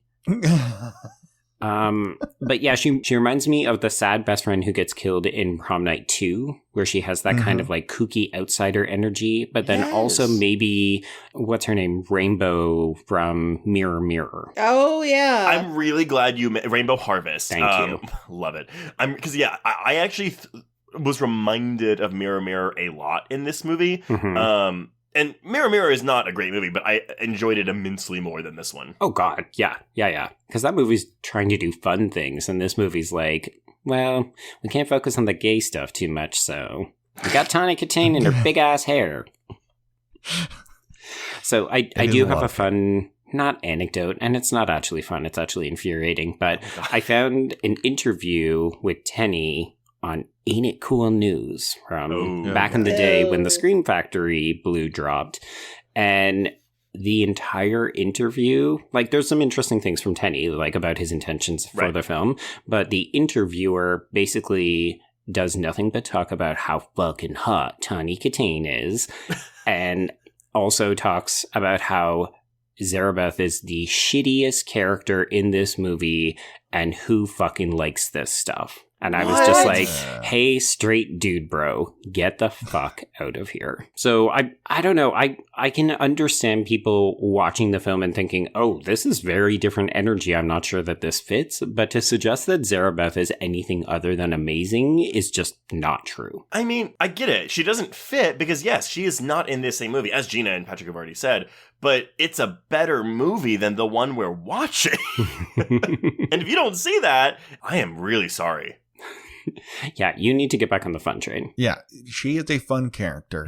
This is coming, we're about halfway through this film, and you need a pick-me-up. Yes. You need somebody to inject some personality into this movie. And that's why you bring Kathleen Wilhoite to the table, so she can do that. And just the way she says, top-notch job, Jim, is just fucking awesome. Yeah. Just awesome. Her line deliveries are somewhere between that kind of like SoCal Valley girl speak that I'm really used to hearing in things like Clueless, with like a straight man's thoughts of what new age women are like. But it's a little punky too, right? Yes. Yeah. Like, also, I love, because she's wearing, what are the things called on her jacket? Like that's the fringe. The fringe, yes. The microphone picks up every single sound these beads make whenever she moves. And it's amazing. Well, they're constantly hitting the walls of the set. Yes. Well, because she's twirling like she's a ballerina. Just I love it. That's how you know that she's queer coded, because she just comes in, she eats up all the oxygen in the room, and she's fucking twirling around. Like, what a diva. Love her. Can you also explain it? Because I actually do like the seance scene. I wish we had something. I wish it was longer. Yes, but Jim has that line where he's like, should we hold hands or something? And she goes, nah, man, that's just in vampire movies. Is it? What? I need to. What vampire movie is this? I think this is one of those things where because she deals with the actual occult and supernatural, that she views occult and supernatural movies as all one kind of movie. Right. It's all stupid bullshit like vampires. Which is funny because she looks like she could be a LARPer, if we're being honest. Sure. She playing Vampire the Game? She would fit right in a club that's playing Bela Lugosi is Dead. Yeah. Okay. I could see it. So we go through this seance, and we have Zarabeth doing David's childlike voice, and David apologizes for scaring Linda, and Linda gets very upset, so she ends up breaking the circle. And I just wanted to point everyone's attention to the fact that in the chaos, we see a pyramid that Jim has constructed in the window come tumbling down. And if you need to know anything about Jim, it is the fact that he is a guy who would have a fucking pyramid in his apartment. Now, was that already there, or was that set up? Because there was also some setup that he had to do per Zarabeth's instructions. Mm-hmm. Yes, that is part of it. That he is decorated for this seance. Yeah, but part of it was having a beer can collection on display. I'm really sorry. I had to Google pyramid, and I'm shocked. That I didn't put the context clues together that it is literally a beer pyramid. Yes. Did you not go to college? I didn't drink.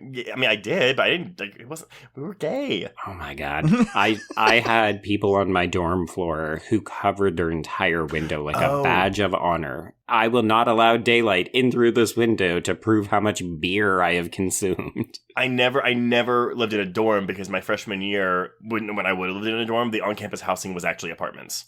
Not as fun. Oh, I liked it. I mean, it's good for your sanity and your sleep schedule, for sure. Yeah. Okay, so the seance is over, and even though it didn't end well, and we didn't get any kind of closure, everyone just fucking assumes that things are done and dusted, and we're in the clear. So it's TTFN, everybody. Zarabeth is out. I died when she said that.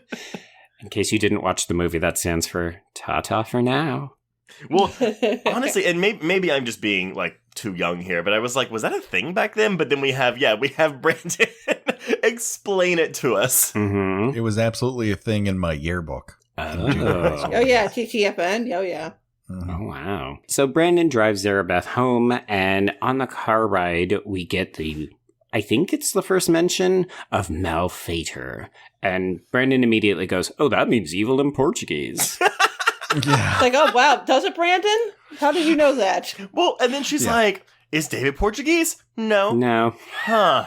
Let me do some research at my house. I do appreciate the fact that she tells him that she'll call him after she does some Nancy Drew shit. Yeah. No, she's awesome. She's the best character in the movie. Yeah. Hands down. So we walk by Chekhov's sundial, and then we go into her apartment. And again, Patrick and Gena, I turn the floor over to you. What the fuck is she doing with a Mickey Mouse mask on her wall? I love the random set dressing in horror movies. I do. It's just like, it's so much appeals to me. Like, here's $50. Go to the Goodwill. Mm-hmm. Get some stuff that you think would, think about this character for a moment, and then just grab some random shit that they would have on their walls. Yes. Like, I love, like, one of my favorite examples is in Halloween, how Laurie just has this, like, straw hat stuck on her wall. Mm-hmm. There's hardly anything else. There's like an art print and this hat. That's it for a teenage girl's bedroom. Yes, exactly. And when it comes to LA punks, there is a thing because Disneyland is not like a big trip you go on. Okay. It's your backyard. Ooh. Where everyone here is trying to reclaim Mickey Mouse as some sort of icon that they can deal with. That's why you always see it in like streetwear where it's like dripping and melting and shit like that. Okay. Everyone's trying to rework Mickey Mouse because he's a fucking cipher. I don't know why they continue to worry about owning that IP because no one knows what a character Mickey Mouse is. You've never gone to a Mickey Mouse movie. No. So people do whatever the fuck they want with it. But Gena is absolutely right. It's mostly, here's $50, make her apartment weird. I just love it. Like, it's a weird mask, weird mask, weird mask, weird mask, Mickey Mouse. And you're like, or you could just not have included the Mickey Mouse piece because it's so visually evident that it just kind of stops your eye and you think, wait, what? Why? It's making a statement, Joe. She's weird and her wall is weird. I guess so. Yes. Yeah. So she gets to researching and it is over before it begins because she seems to make a breakthrough, but then we've got POV ghost camera, and she runs through the apartment, and then she ends up getting thrown out a window and impaled on the sundial. This is the most clever camera work as it chases her up the stairs. But also, okay, when she can sense the thing there, she literally goes, "It's you!" Yeah. Who? She's got happy birthday to me disease, where everyone refers to the you in the room that the camera refuses to show. Oh my god. we just rewatched Happy Birthday to Me Too, and yeah, it's such a trope, right? Where it's like, it's you, and then you get killed immediately. Okay, but can you just like say who? I've never walked up to someone and been like, it's you. Wouldn't it have been so funny if, because this is like a Ouija film, she was like, it's you, S-E-D.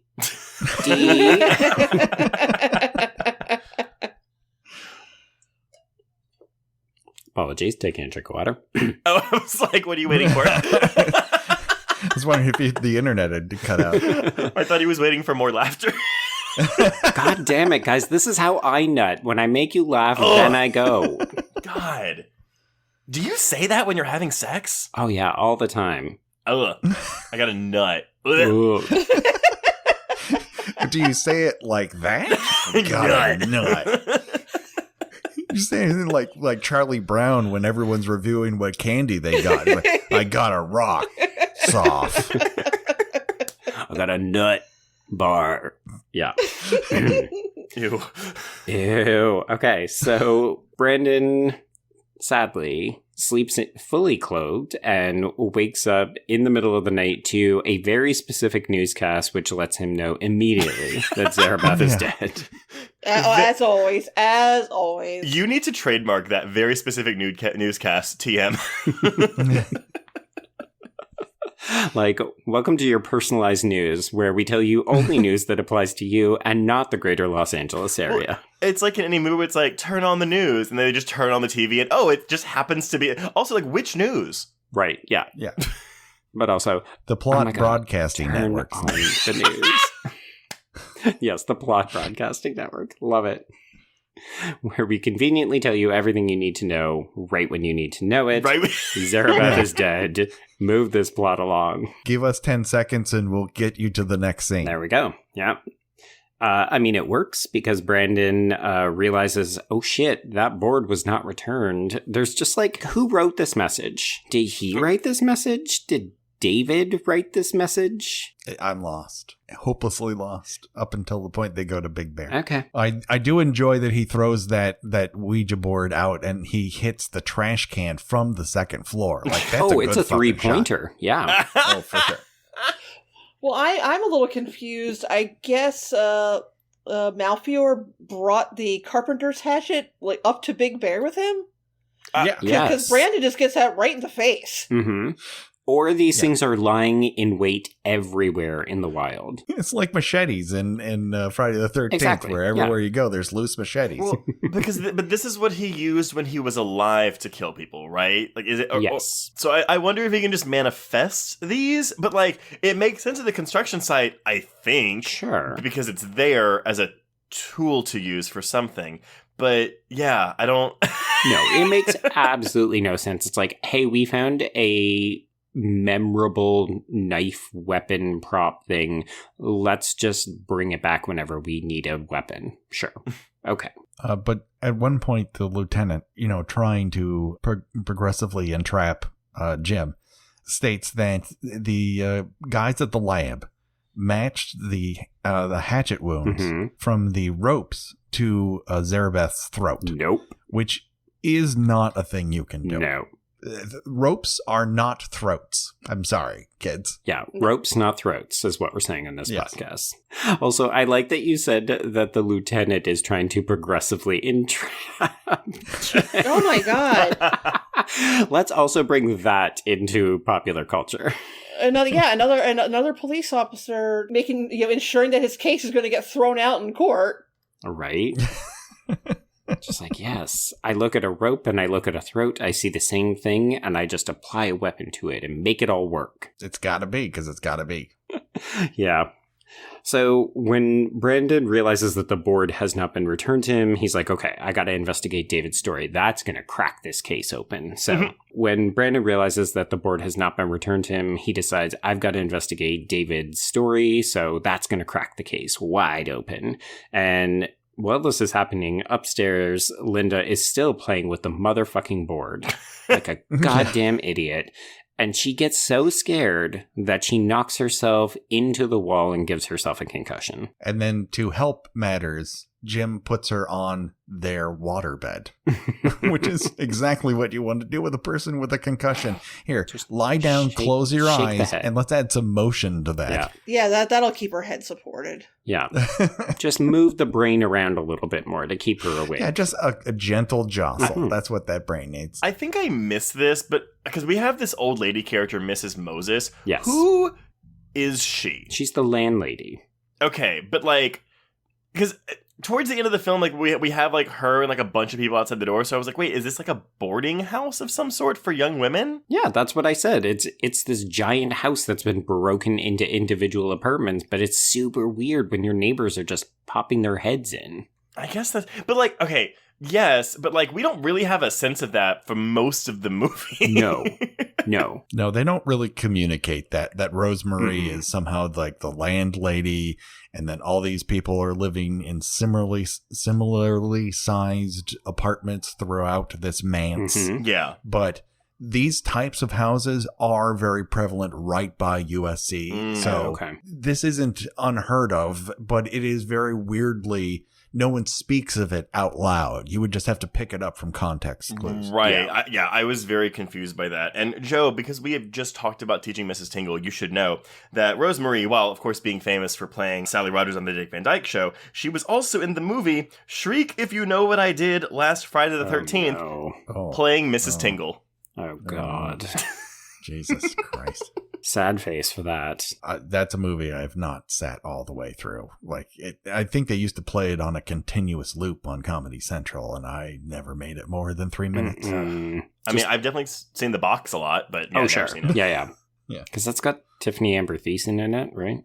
Yes. Yeah. Okay. Yes. Long Beach's own Tiffany. Well, you go. You claim her, Long Beach. She's all yours. She's a Cubberley Elementary all-star. She's up on the wall of my kids' elementary school. Wow. Okay. So because Linda has knocked herself out, we do take her to the hospital. It's one of the few smart things that Jim does in this movie. And Lieutenant Dewhurst reappears so that he can do his juggling act. And yeah. Sure. Okay. And he also has the collar of his shirt. One is laid flat and the other one is propped up. And at no point does anyone go, do you want to like tuck that in or let both of them go flat? And it's like, no. Why look good in a movie? It's like maybe, I don't even know, because this is the middle of the night, right? Like this is when Brandon shows up. And is it supposed to be that Dewhurst like got out of bed and put on his clothes when he heard, hey, number one murder suspect is at the hospital with his prego girlfriend? I don't know. And is this his only case? Right. Yeah. Well, also, she's not pregnant. Well, yeah, no. this is another thing I was confused about. Yes, I was very, very confused. So, how long has she been messing around with the Ouija board before she starts showing signs of pregnancy? Because, now, to be fair, this is something that a lot of movies play fast and loose with, where, you know, a couple has sex and then like less than a week later, you've got, woman throwing up and like, maybe I ought to go to the doctor. No, it's going to be at least a month or so before you're even remotely starting to feel anything. But it turns out that, these are all actually signs that she's possessed. She's not pregnant at all. Well, but earlier in the film, we have her have that call from the doctor that says, oh, your test results are in, which I thought that was the pregnancy test. But then I was like, wait, she didn't just take an at-home pregnancy test? So I was very confused about what test she had done and what the results were. It's just a whole different movie. She was getting like a cancer, screening, or maybe she was trying to do like a dietary restriction thing where it was like, oh, okay, well, we tried you for snodgrass and your test came back. You're fine. Well, that is not, no. That is not. No, that's not how that works. It's like she got this. She thought she was pregnant. Went to the doctor, which I don't know why she went to the doctor when you could just take a home test. Gina, no. She probably was like experiencing symptoms that she didn't realize was pregnancy symptoms. So she went in for a checkup, and then they're like, "Oh, we took your blood, and hey, you're pregnant." Right, but then I guess she never called to confirm the test results. She just went by your test results are in. Oh, I'm pregnant. Mm-hmm. It's like, I do have the answer to this. It's on her answering machine. They said we can tell you the results of the test if you call before 12:30. Mm-hmm. And she looks at a clock and it says 1:00. Okay, but wait. That also makes no fucking sense. What office closes at 12:30? Yeah, I'm not saying it's realistic. I'm saying the movie attempts to answer that question. They're just taking a long weekend. The office closes at noon. You got to call for your test results before then because we are out. We are partying at Big Bear for the weekend. Basically, I That's right. I wasn't sure if this was a Malignant type situation where Malphader aborted the baby inside of her because he was making room for himself. Is that what Malignant is making a reference to in that opening scene? Is it this movie that it's paying homage to? I'm afraid that movie is Carnosaur that it's paying Jesus homage Christ. to. Oh my god, I've always wanted to see Carnosaur and the sequel because I've never seen either one, and I'm sure they are hilarious. Talk about iconic box art that I always looked at in the movie rental store. Yeah. So regardless of how the fuck or what the fuck has been happening, she ain't actually pregnant, or she is no longer pregnant. So, whoops. It's probably for the best. I don't think these two should have a kid. Yeah, I mean, considering she was really excited about a ghost child she just met being reincarnated as her son, she's probably not the best fit to be a parent. Neither is Jim. The whole fucking thing is not a good sitch. Yeah, babies don't like being scared. Babies don't like being snuck up on. So the sad news that he will not be a parent is enough to convince Jim to run away, go on a road trip with Brandon. As one does. As one does. Yeah. There's nothing homosexual about this. It's just boys getting away to Big Bear for the weekend to do some talking about research. their feelings. Yeah. Yeah. Just hashing it out. Mm-hmm. I would like to say another pro in this movie's tick column is that we do get a microfiche. So checks for microfiche. Yes. I love a microfiche. Also, so we get the microfiche. Yeah, we learn that David died in a gasoline explosion on a motorboat, blah, blah, blah, blah. Sure. But they go, and the parents' gravestones are right there, and they're like, oh yeah, they died less than 2 weeks ago? Mm-hmm. and also that doesn't fucking matter because it's never raised again. Yeah, well, why would that? Why? Who cares? And when they come to that realization that they just died 2 weeks ago, they're just like, oh, that's funny. So weird. They're not remotely concerned that maybe that's related in some way. But are we supposed to infer that Malphader killed these parents? I think so. I think you're supposed to think that. Yeah. But why? The only thing I can think of is that Malphader was like, well, if they go and they start learning about where David was and they go to his parents and they're like, well, that's not David, then my jig is up. But the jig's already up, dude. Yeah. Yeah, I don't think Malphader's a planner. I think you're absolutely supposed to think that he had something to do with their deaths. Because Brandon's like, oh, they died at the same time. Must have been an accident. I'm not going to find out. This is all the information I need right now, so I'm going to walk away from this. Mm-hmm. That's good enough for me. Yeah, what we've learned from this episode is that if you die at the same time, it must have been an accident, and also that if you are reincarnated, you don't have memories. Yeah. I swear I'm going to look into reincarnation. I swear to God, that's a thing. It's not just in the Robin Williams movie. Oh, probably sure. Yeah. We should also note that there was a protracted sequence at this cemetery where Jim once again sneaks up and tries to scare Brandon. And you're just like, dude, just slam your balls in a drawer like Antichrist and be done with it. I do like Brandon's jacket. I think that's a smart looking jacket, but deep blue. I like Brandon's green as fuck eyes. Oh, yeah. He's nice to look at. I will say that. The fact that he's on a soap makes perfect sense to me. But wait, we're about to get to the big heart-to-heart scene. Mm-hmm. At the Wishing Well Motel. Make a wish, Jim. It's that you're gonna fuck Brandon in this motel. What happened to us, man? We used to be like brothers. It's one way to put it. Like brothers, not actual brothers. Oh, Right. I see. Yeah, It's not a Sean Cody video. Got it. Okay. No, it's Next Door Taboo. Right. Yes. Okay. I do love that Jim talks about how he's worried that he'll never be able to love and that he's afraid he'll wind up alone. You're just like, dude, you have a girlfriend back home. What are you talking about? Yeah, and this is when we get that you're still in love with her, and then just like no response to that question. Yeah. It was like, oh, I'm still in love. Silence, silence. Meaningful silence. You just see those 3 dots flashing on screen. Yeah. Yeah, I mean, if we're being honest, this is probably the emotional climax of the film. And if you're reading it through a purely heterosexual point of view, it's like, this is where Jim realizes what's most important to him. And it is that he wants to be a father to Linda and blah, blah, blah.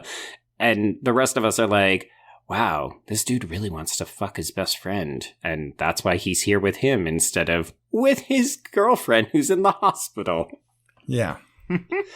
So speaking of the hospital, let's talk about the next dream sequence where Linda wanders the hall in a satin nightgown and then gets decapitated by Malfader, who we should note is played by J.P. Lubson. Lubson. Okay, if you say so. I didn't make that up. I swear it's his name. I may be mispronouncing it. I really enjoy the Big Bear sequences because this is the second time that Gena and I have confronted the phenomenon of the small lake town that has an occult store that you can quickly go get exactly what you need occult-wise. This and Friday the 13th Part 6 have that in common. I think it's a subsidiary of the Plot News, right? It's like, what do you need? It's an occult store in a small town here for all of your New Age purposes. Also has a really hot employee. I was like, oh, yeah, she's smoking. Hey, Joe. Jim, maybe you should fuck her instead. You are on a tear you are horny this episode. Oh, boy. Yeah, so they grab a new Ouija board and they set it up on the dock, and there's absolutely nothing dangerous surrounding them. Certainly not giant barrels that could fall on them at any moment. Why they choose to do it right in front of the barrels is anyone's guess, but yeah. I saw that and was like, because I guess the idea they want to be close to the lake where he died, but it's like, sure. Go to the end of the pier then. Yeah. Or stay close to dry land. Like, you're only 5 feet away. You don't need to be right in the path of Chekhov's barrels. I mean, unfortunately, the barrels aren't what kill him because we have the return of this magic hatchet. What is it called? Carpenter's hatchet. Carpenter's hatchet. God. Yeah, Jim gets knocked unconscious by the barrels, and then Brandon gets it in the face. That beautiful face. Yeah. It should have been you, Jim. It's a really good shot, though, once the axe makes contact with his forehead, because we get a close-up of it, which is more than I can say for Zarabeth's death scene, in which we see an axe swing, and then we just cut to see blood hitting a wall. Yeah. It's weird because the death scenes are actually not bad in this movie. Like, the effects look okay, but so often, we're not seeing points of contact. Whereas here, you're like, oh, okay, hey, that looks good. Yeah, it does. It does. So it should be noted that Brandon falls in the water and then either drowns or dies from the strike wound to the face. And when Jim wakes up, he finally cries. This... So first, Brandon's dead arm grabs him because makes no sense. Yeah. Yeah. But yeah, this scene of him cradling him in his arms, crying over his dead body. He's just wailing. I mean, I don't think he would have reacted this way if that had been Linda. Absolutely not. No. And I'm sure people will be like, y'all, they're just really good friends. And he realized he never made up with his friends and he'll never get a chance to do so. Blah, blah. No. That's wailing over a dead lover. That's like Romeo and Juliet wailing. 100%. Yeah. I will never get to poke this hole down. Oh my God. Did we switch bodies this week, Joe? Oh, boy. Hey, everybody. Linda's still in this movie and she's still doing things. She recovers the board from the garbage, and she still is fucking talking to David. She's still convinced she's talking to David. Wait, and so no one told her? Oh, because she was in the hospital. Okay. Yeah, she was supposedly unconscious. The reason that they can do this and not tell her about it is that she is unconscious. Yeah. They should have left her a note. Right? Right. Hey, P.S. At the lake, looking into David. P.S. You're also talking to an evil spirit. Do not use the goddamn Ouija board anymore. Exactly. Yeah. But if she doesn't use the goddamn Ouija board, then we wouldn't get this movie's crazy movie composition where I think it's possessed by the ghost of Jerry Lewis's Cassie. There's some weird stuff. I mean, this whole thing is so... I know we're like, oh, like, it sucks this movie goes on for another 30 minutes. I actually do enjoy this climax, not on an emotional level, because I don't give two shits about these characters, but it is nice to see Tawny Kitaen, like, get to do something in this movie. Sure. Yeah. It's lively. Mm-hmm. Yeah. I mean, first we got to get her naked because, of course. Oh. So she hops in the shower and then she gets scalded by hot water and then she ends up having to break out of this glass stall. It's kind of amazing. Yeah, but this, honestly, I was kind of like, well, why? Outside of we need to show titties, why is this scene in this movie? That's it. That's it. Yeah. That's it. Yeah. I mean, what more reason do you need? The 80s was peak gratuitous nudity and horror. Yeah. Basically, so that Ain't It Cool News guy could be like, oh my god, she's so hot. But I also think its placement in the film is very weird, right? Like, I would be more like, oh yeah, that makes sense if it was earlier. But this is right after this, again, the emotional climax of the film. And then it's like, oh wait, let's go back to the woman in the movie and get her naked. Well, it's also super weird because she's terrified here, right? And she then can't get out of the apartment. And this is then when she gets fully possessed. Like, wouldn't it make more sense to have her try the board one last time and then, oops, I shouldn't have done it. Yeah. And that's when I'm possessed. Like, why do we see her get so scared and then possessed? Like, she needs to be using the board, and then she does that thing where that people in possessed movies do, where she, like, throws her head back, and then she looks at the camera, and her eyes open up, and they're all glowy and shit. Sure, black, white contacts, whatever. Yeah, whatever. So Jim realizes, oh shit, this Malfader thing, I mean, this is the first he's ever heard of it, from random new age occult shop in Big Bear. Some lady he's never heard of, but yeah, okay.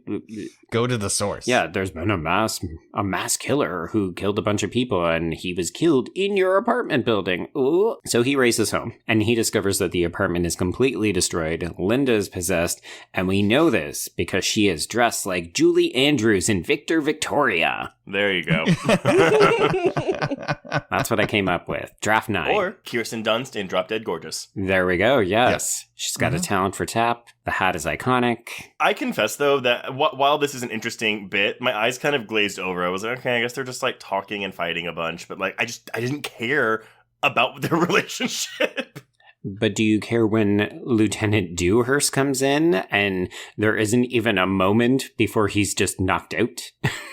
Well, because also Dewhurst comes in and there's like a million people at the door. All the other residents of this place are at the door. No one heard them come to the door. They're just all there. Yeah, I like to think that there's a secondary movie happening where it's like Rosemary's Baby, and they're the reason why she thought she was pregnant, and they're doing some occult shit on the side, and they're just like, oh shit, there's a mass murder thing going on in this other apartment. Better movie. Well, the house does have something to do with the actual reveal, which is that it has not been David, and the reason why it's this Malfador guy is he used to live in this house, and he used the Ouija as a conduit to re-enter the world. So I'll give it it's got a twist. Yeah, I think the problem is that it just comes out of nowhere, and it also kind of doesn't matter.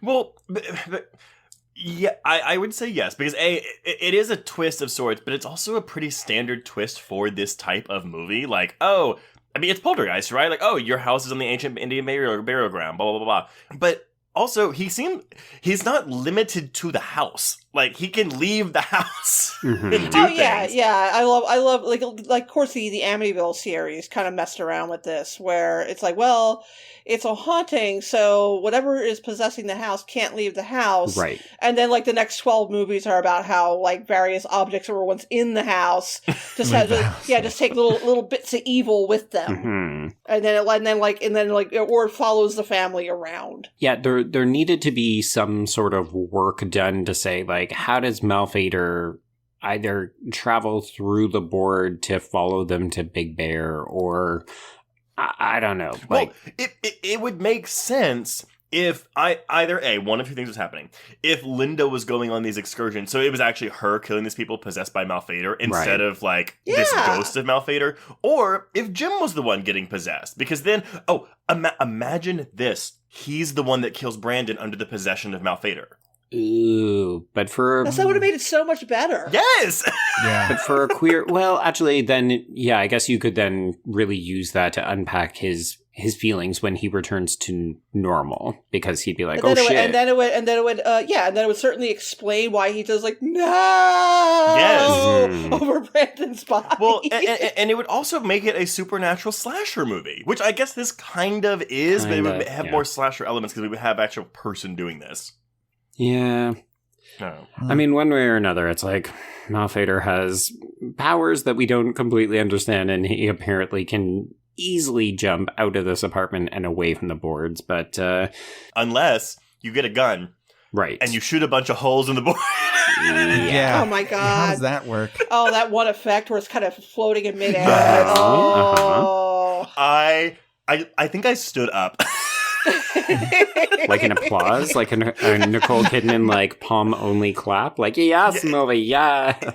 Honestly, I was just I was flabbergasted. I was like, "What is this effect? I kind of love it. Good for you, movie." Okay, so question: would it have been better or worse if the board had bled from the bullet wounds? I was surprised it so did. much better. Right? So much Yeah. better. Or like you see like fleshy stuff on the inside of it somehow. Oh God. Yeah, like, get a bit more Krogbergian with it. Yeah. David Cronenberg's Witchboard. There you Definitely a better movie. go. Be a lot more fleshy, that's for sure. A lot more throbbing holes. There we go. Oh God. Trace, get on board this throb train. I know. Get on our level. I'm never the prude one. Y'all are just saying all these words that I don't like. Oh, yes, Reginald's throbbing member. Okay, moving on. So, we should note that there's this weird part where Malphader in Linda's body tries to get Jim to die by suicide. Like, if you really love her, you'll kill yourself instead of hurting me. And I was just like, what are we doing in this climax right now? I don't know, because he does go out the window. Yes, and I do fucking love that shot. That's a great shot. It is. That's a fucking awesome shot. But More people should do that. and we can keep talking about this, but I just about what happens next is because we get to the wedding, Mm-hmm. and I was like, wait, I thought it was going to be a switcheroo where it's not really their wedding, like maybe they're like in the audience, but it's them, it's their wedding, and he just has a neck brace on. Mm-hmm. Yeah, I mean, he honestly should be like just like in a wheelchair that he has to operate by blowing into a Yes. tube. Operates with a straw. Yeah, Yeah. exactly. It should absolutely be O.J. Simpson levels, like in the Naked Gun, in a wheelchair, like broken everything. Yeah. Is that you cueing us to talk about how Tawny Kitaen was dating O.J. Simpson during this movie? I mean, only because if we don't, somebody will be like, "Huh, did you know?" Did you? I was like, did you know? Yeah. Yes, we did. And we know. Trace, I'm also surprised that you thought that the twist would be that they were just sitting in somebody else's wedding, since we're clearly meant to think that this is a funeral for him. Yeah. Yeah, because crying at a funeral is definitely the same thing as crying at a wedding. Mhm. Don't you see the two people? You see them standing at the top of the church, like in the first shot, don't you? No, it starts on the audience members and goes up the Mhm. aisle and then reveals Oh, them. good So lord. the organ music sounds sad and then morphs into wedding music. It's very like, you thought it's a funeral, but actually it's just this dumb hetero couple getting married. Oh man, that did not work on me. That was not successful. They didn't light your fire? No. Trace is like, fooled you. I wasn't paying attention, so I didn't get any of that. Fair. And then final scene of this film is that Miss Moses and some random tenant we have literally never seen before find the board, and it's still active. Ooh. Ooh. The end. Guns don't work. Right. Yeah. Filling it full of lead does nothing. Right. So, folks, before we give our final thoughts on this, how about we play a quick game of Choose Your Own Deathventure in the spirit of Kill by Kill? So, folks, I would like to hear from you. Would you like to be crushed under falling sheetrock? Would you like to be slashed off screen and then thrown out a window onto a sundial? Or would you like to be struck in the head with a hammer axe? And Gena, I'll start with you. Well, I guess I want to take, get in the face with a carpenter's hatchet, mostly because I really want someone to dramatically wail over my dead body. Oh, okay. Just hold me looking all like, limp and pathetic and have somebody, no! Brandon! Well, don't call me Brandon, but just to have someone just sobbing over me. Ideally, they would use your correct name. Exactly, yeah. Boy, she's got conditions on this death scene. It's got to be very specific, okay? I would prefer the person wailing over my corpse knows who I am. Okay. So Yeah. Now, Gena, you do realize that you're going to have to wake up in Big Bear Lake, which runs cold, baby, and reach up and grasp that whaler by the lapel. I can manage that. the payoff's worth it. Sure. Okay. And Patrick, what say you? I'm normally not one for deaths that involve heights, but I gotta say, that defenestration death on top of the sundial is a way to go. Also, people would be able to tell the time on my body. There you go. It's like you're a work of art that's also functional. Yes, and then I'd get on the news, and that's what I really... Oh, boy, you two are just clout chasers. Ever since that variety piece, it's really gone to your heads. I know, it's sad, but it's just we can't get it. It's a good thing we don't occupy the same space. We'd never be able to fit through the same doorway with these big heads of ours. I will tell you, I mean, because I obviously I've written a bio for y'all before, but when I went to y'all's Twitter account to be like, okay, did they add anything to it? I was like, oh, that's a really good idea to put the, like, included on varieties, blah, blah, blah. I was like, why didn't we do that? You should do it. What's stopping you? Yeah. Besides limited space. Yeah. Let 2022 be the year we brag on ourselves. I know. I Sure. love that. Okay. Trace, how would you like to die? For practicality's sake and for minimal pain, I would pick the hatchet in the head. But Okay. for theatricality, I would absolutely go with the defenestration and sundial. But also because Wilhoite does this thing where she has had her throat slit. Mm-hmm. She lands on this dial somehow and she planks it. and she just goes, "Ah!" and then just collapses. And I was like, that is not how that would happen. But No. that would be how I would do it. I would absolutely make a show of it. And so I am picking that death. Nice. Yeah. I'm also going to go with the same death, if only because, like Patrick, I would enjoy a weirdly functional death, but also it would make me feel like I was Mr. Burnsing on the way out. So, yeah, why not? Sundial it up. All right. So, y'all, that is Witchboard. But what are your final thoughts on this film? It's a movie. All right. I mean, it's a first effort. There's a lot of good ideas. It's not particularly well executed. The cast is interesting. I don't think any of them particularly come off well. It's a mixed bag. Like, if you're watching it with a group, I bet you'd have a better time. But it's a curio. It's interesting. I now own it on Blu-ray. Good Oh for my me. God, you bought the Scream Factory one? Yes, that's what I did. Did you watch both commentaries? I didn't watch the commentaries. I did watch that exhaustive making of, which I appreciated. Like, a lot of work goes into these Scream Factory discs, and I like to give them their due. Yeah. It's weird to me to see a movie that has so much subtext to it, but that subtext is neither A, really all that relevant to the plot, and B, probably unintentional. Yeah. And but it's just it's so there for much of it and I realized that Brandon's earlier saying, "Oh well, he never cries. He has ice in his veins." And then of course the one time that Jim does cry is when Brandon's dead. I was like, oh, that's that's supposed to be ironic that Brandon would say it's like, no, because he loves you. Yeah. But again, I mean, the audience, I don't know what the audience's takeaway in 1986 was for this. It's like, boy, these guys sure are good friends. Yeah, they sure are. Best of chums. It does make you wonder if they remade it, making that subtext text, if this would be a really exciting and interesting movie to see. Yeah. Because that you could actually put all the things that are behind everything here, either intentional or unintentional, and there would be genuine interest put behind that stuff. And I think you could iron out the problems, and this would be a nifty little, Shudder original. Make it happen, people. But it's also like, I mean, when talking, I'm glad you mentioned remake, because it's one of those things where it's like, people obviously love to shit on remakes all the time, and most of the time it's classic, like highly regarded films that are remade. Mm-hmm. This is a film that I think is ripe for a remake. Like, take a film that has potential, but the initial attempt was shoddy, and make something out of it. Like, I would 100% watch a remake of this, because it probably wouldn't be boring. Yeah, like Slumber Party Massacre this up. Give it the wink, wink, nudge, nudge. We're in on the joke or the references. I think the only tricky thing is that how do you do the ending?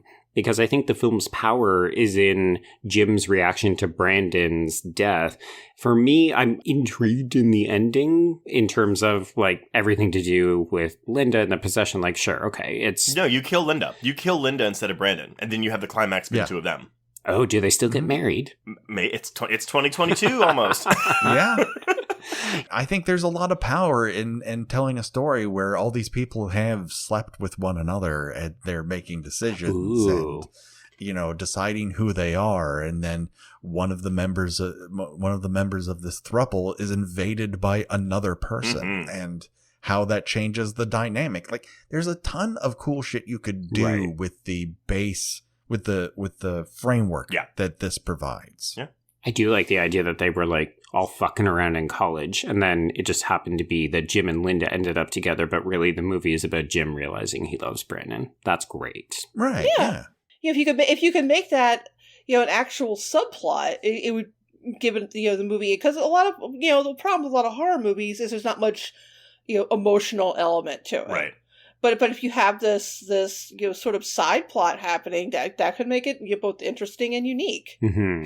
And you can even make it make them younger, like make them 19 or 20, to where it is these boys discovering their love for each other. Right. Yeah. Just get that pesky woman out of the way. Well, the problem with this film is that it plays like a 50s melodrama to me, where it's like Jim's big day out. He gets to realize he loves Brandon, but at the end of the film, Brandon's got to go so that we can get a heteronormative marriage and probably babies out of all of this. It's like, normalcy stamped back into reality at the end of it. And you're just like, oh, God, it's so traditional. Boo. Mm-hmm. And I can't take credit for that reading either. I should give a shout out to Lee Monson, former guest on the show, who wrote a pretty informative piece for Birth Movie Stuff. Oh, was it part of their Queer Underground series? Yes. Yeah. Got it. Yeah, lovely stuff. Well, all right. That is Witchboard, everybody. And before we announce what we're covering next week, and if you're a fan of the show, you should probably guess what we're covering next week. But Patrick and Gena, first of all, thank you for coming again to discuss a movie that is... Thank you. less than. It's always fun to talk with you both. It's just, that's the most fun part. I talk about anything. Yeah, I'm willing to talk about any old garbage with you guys. It's cool. Good. We'll find something really shitty for you next year. There we go. Yeah. But let everyone know, where can they find you on social media? Sure. The show is Kill by Kill at Kill by Kill Pod on Twitter. We have a Facebook group. Instagram, where the show's available anywhere you find podcasts. And yeah, the podcast Twitter is pretty much my outlet. How about you, Gena? I write about movies and television at thespool.net. I am on Twitter under Gena Does Things. And Joe and I, along with Jen Adams of the Psychoanalysis podcast, also have a little side project called White Ladies in Crisis that's we've been working very hard on. So that's been a lot of fun. Mm-hmm. Yeah, we're going to be covering In the Cut for January. Mm-hmm. And oh boy, speaking of peen, hi Mark Ruffalo. Mark Ruffalo and his little mustache. I've never seen it, and I think your podcast might get me to watch it finally. Yes. I haven't either. I'm very excited and a little nervous. I've heard it's one of those movies that was unfairly maligned when it came out, but it's actually, quote unquote, really good. I mean, I love a Campion, so I'm super psyched for that. Well, if you want to get in touch with us, you can reach us on Twitter and Instagram at Horror Queers. Join our Facebook Horror Queers group to hang out with other listeners. Find us on Letterboxd to keep track of all the films we've covered. And go to our YouTube channel to go watch our Chucky coverage and listen to watch some Micro Queers coverage of our queer horror shorts. Yeah. If you have a moment, please rate and review us on your podcatcher of choice. This is the last episode of 2021. We would love it if you have never left us a review on Apple Podcasts. Go do it to close out the year. Make it our New Year's gift. Please, yes. And if you want even more Horror Queers content, please support the show by becoming a patron at patreon.com/horrorqueers. Go subscribe, and we're pretty much done with the year, but we have episodes on Nightmare Alley, Initiation, Silent Night, trailers that are way better than the movies they're advertising, and of course our holiday audio commentary on Gremlins. Yeah. Not gonna lie, folks, 61 episodes we dropped on the Patreon this year, so we are chugging along. There's a lot of good content on there, so I know it's money, but I think it's a good investment. I think so too, but we're a little biased. Sure.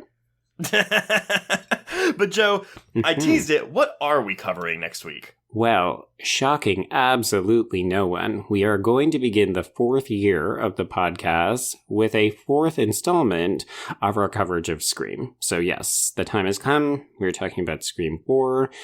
It's like a week and a bit before the new Scream comes out. So January is going to be a lot of Ghostface. I'm so excited. I mean, outside of Scream 2, like, this is the one I've been most excited to talk about because I feel like it's the film where, like, I feel like the general consensus of, like, 1, 2, and 3, like, people are mostly in agreement there. But I feel like 4 is the one where people are really divided. You either really like Scream 4 or you're like, eh.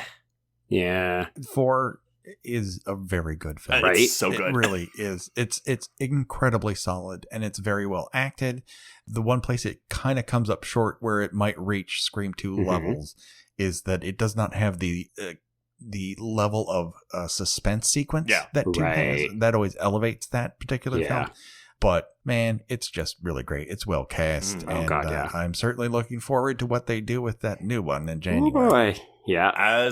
We're recording this a month, it's in a month. It's less than a month away. Yeah. Counting down those days, baby. Oh, but everyone, all right. Until next week when we will be going all in on Scream 4, we can cross out Witchboard.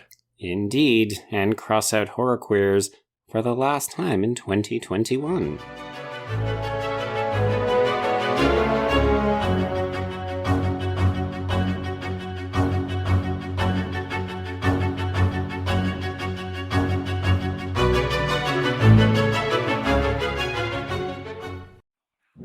Hello, I'm Shelby Scott, the host of Scare You to Sleep, a podcast where I tell you spooky bedtime stories full of creepy sound effects and music that is soothing yet unsettling to help immerse you into a world of horror. This is a show for those of us who have realized horror can be a strange but relaxing escape from reality. Speaking of escapes, sometimes I lead you through guided nightmares, like a guided meditation, but instead of flowery meadows, I take you on a journey through your own personal nightmare. So come get lost in the terror with me. Listen to Scare You to Sleep wherever you listen to podcasts, or find us online at bloody.fm. Sweet screams.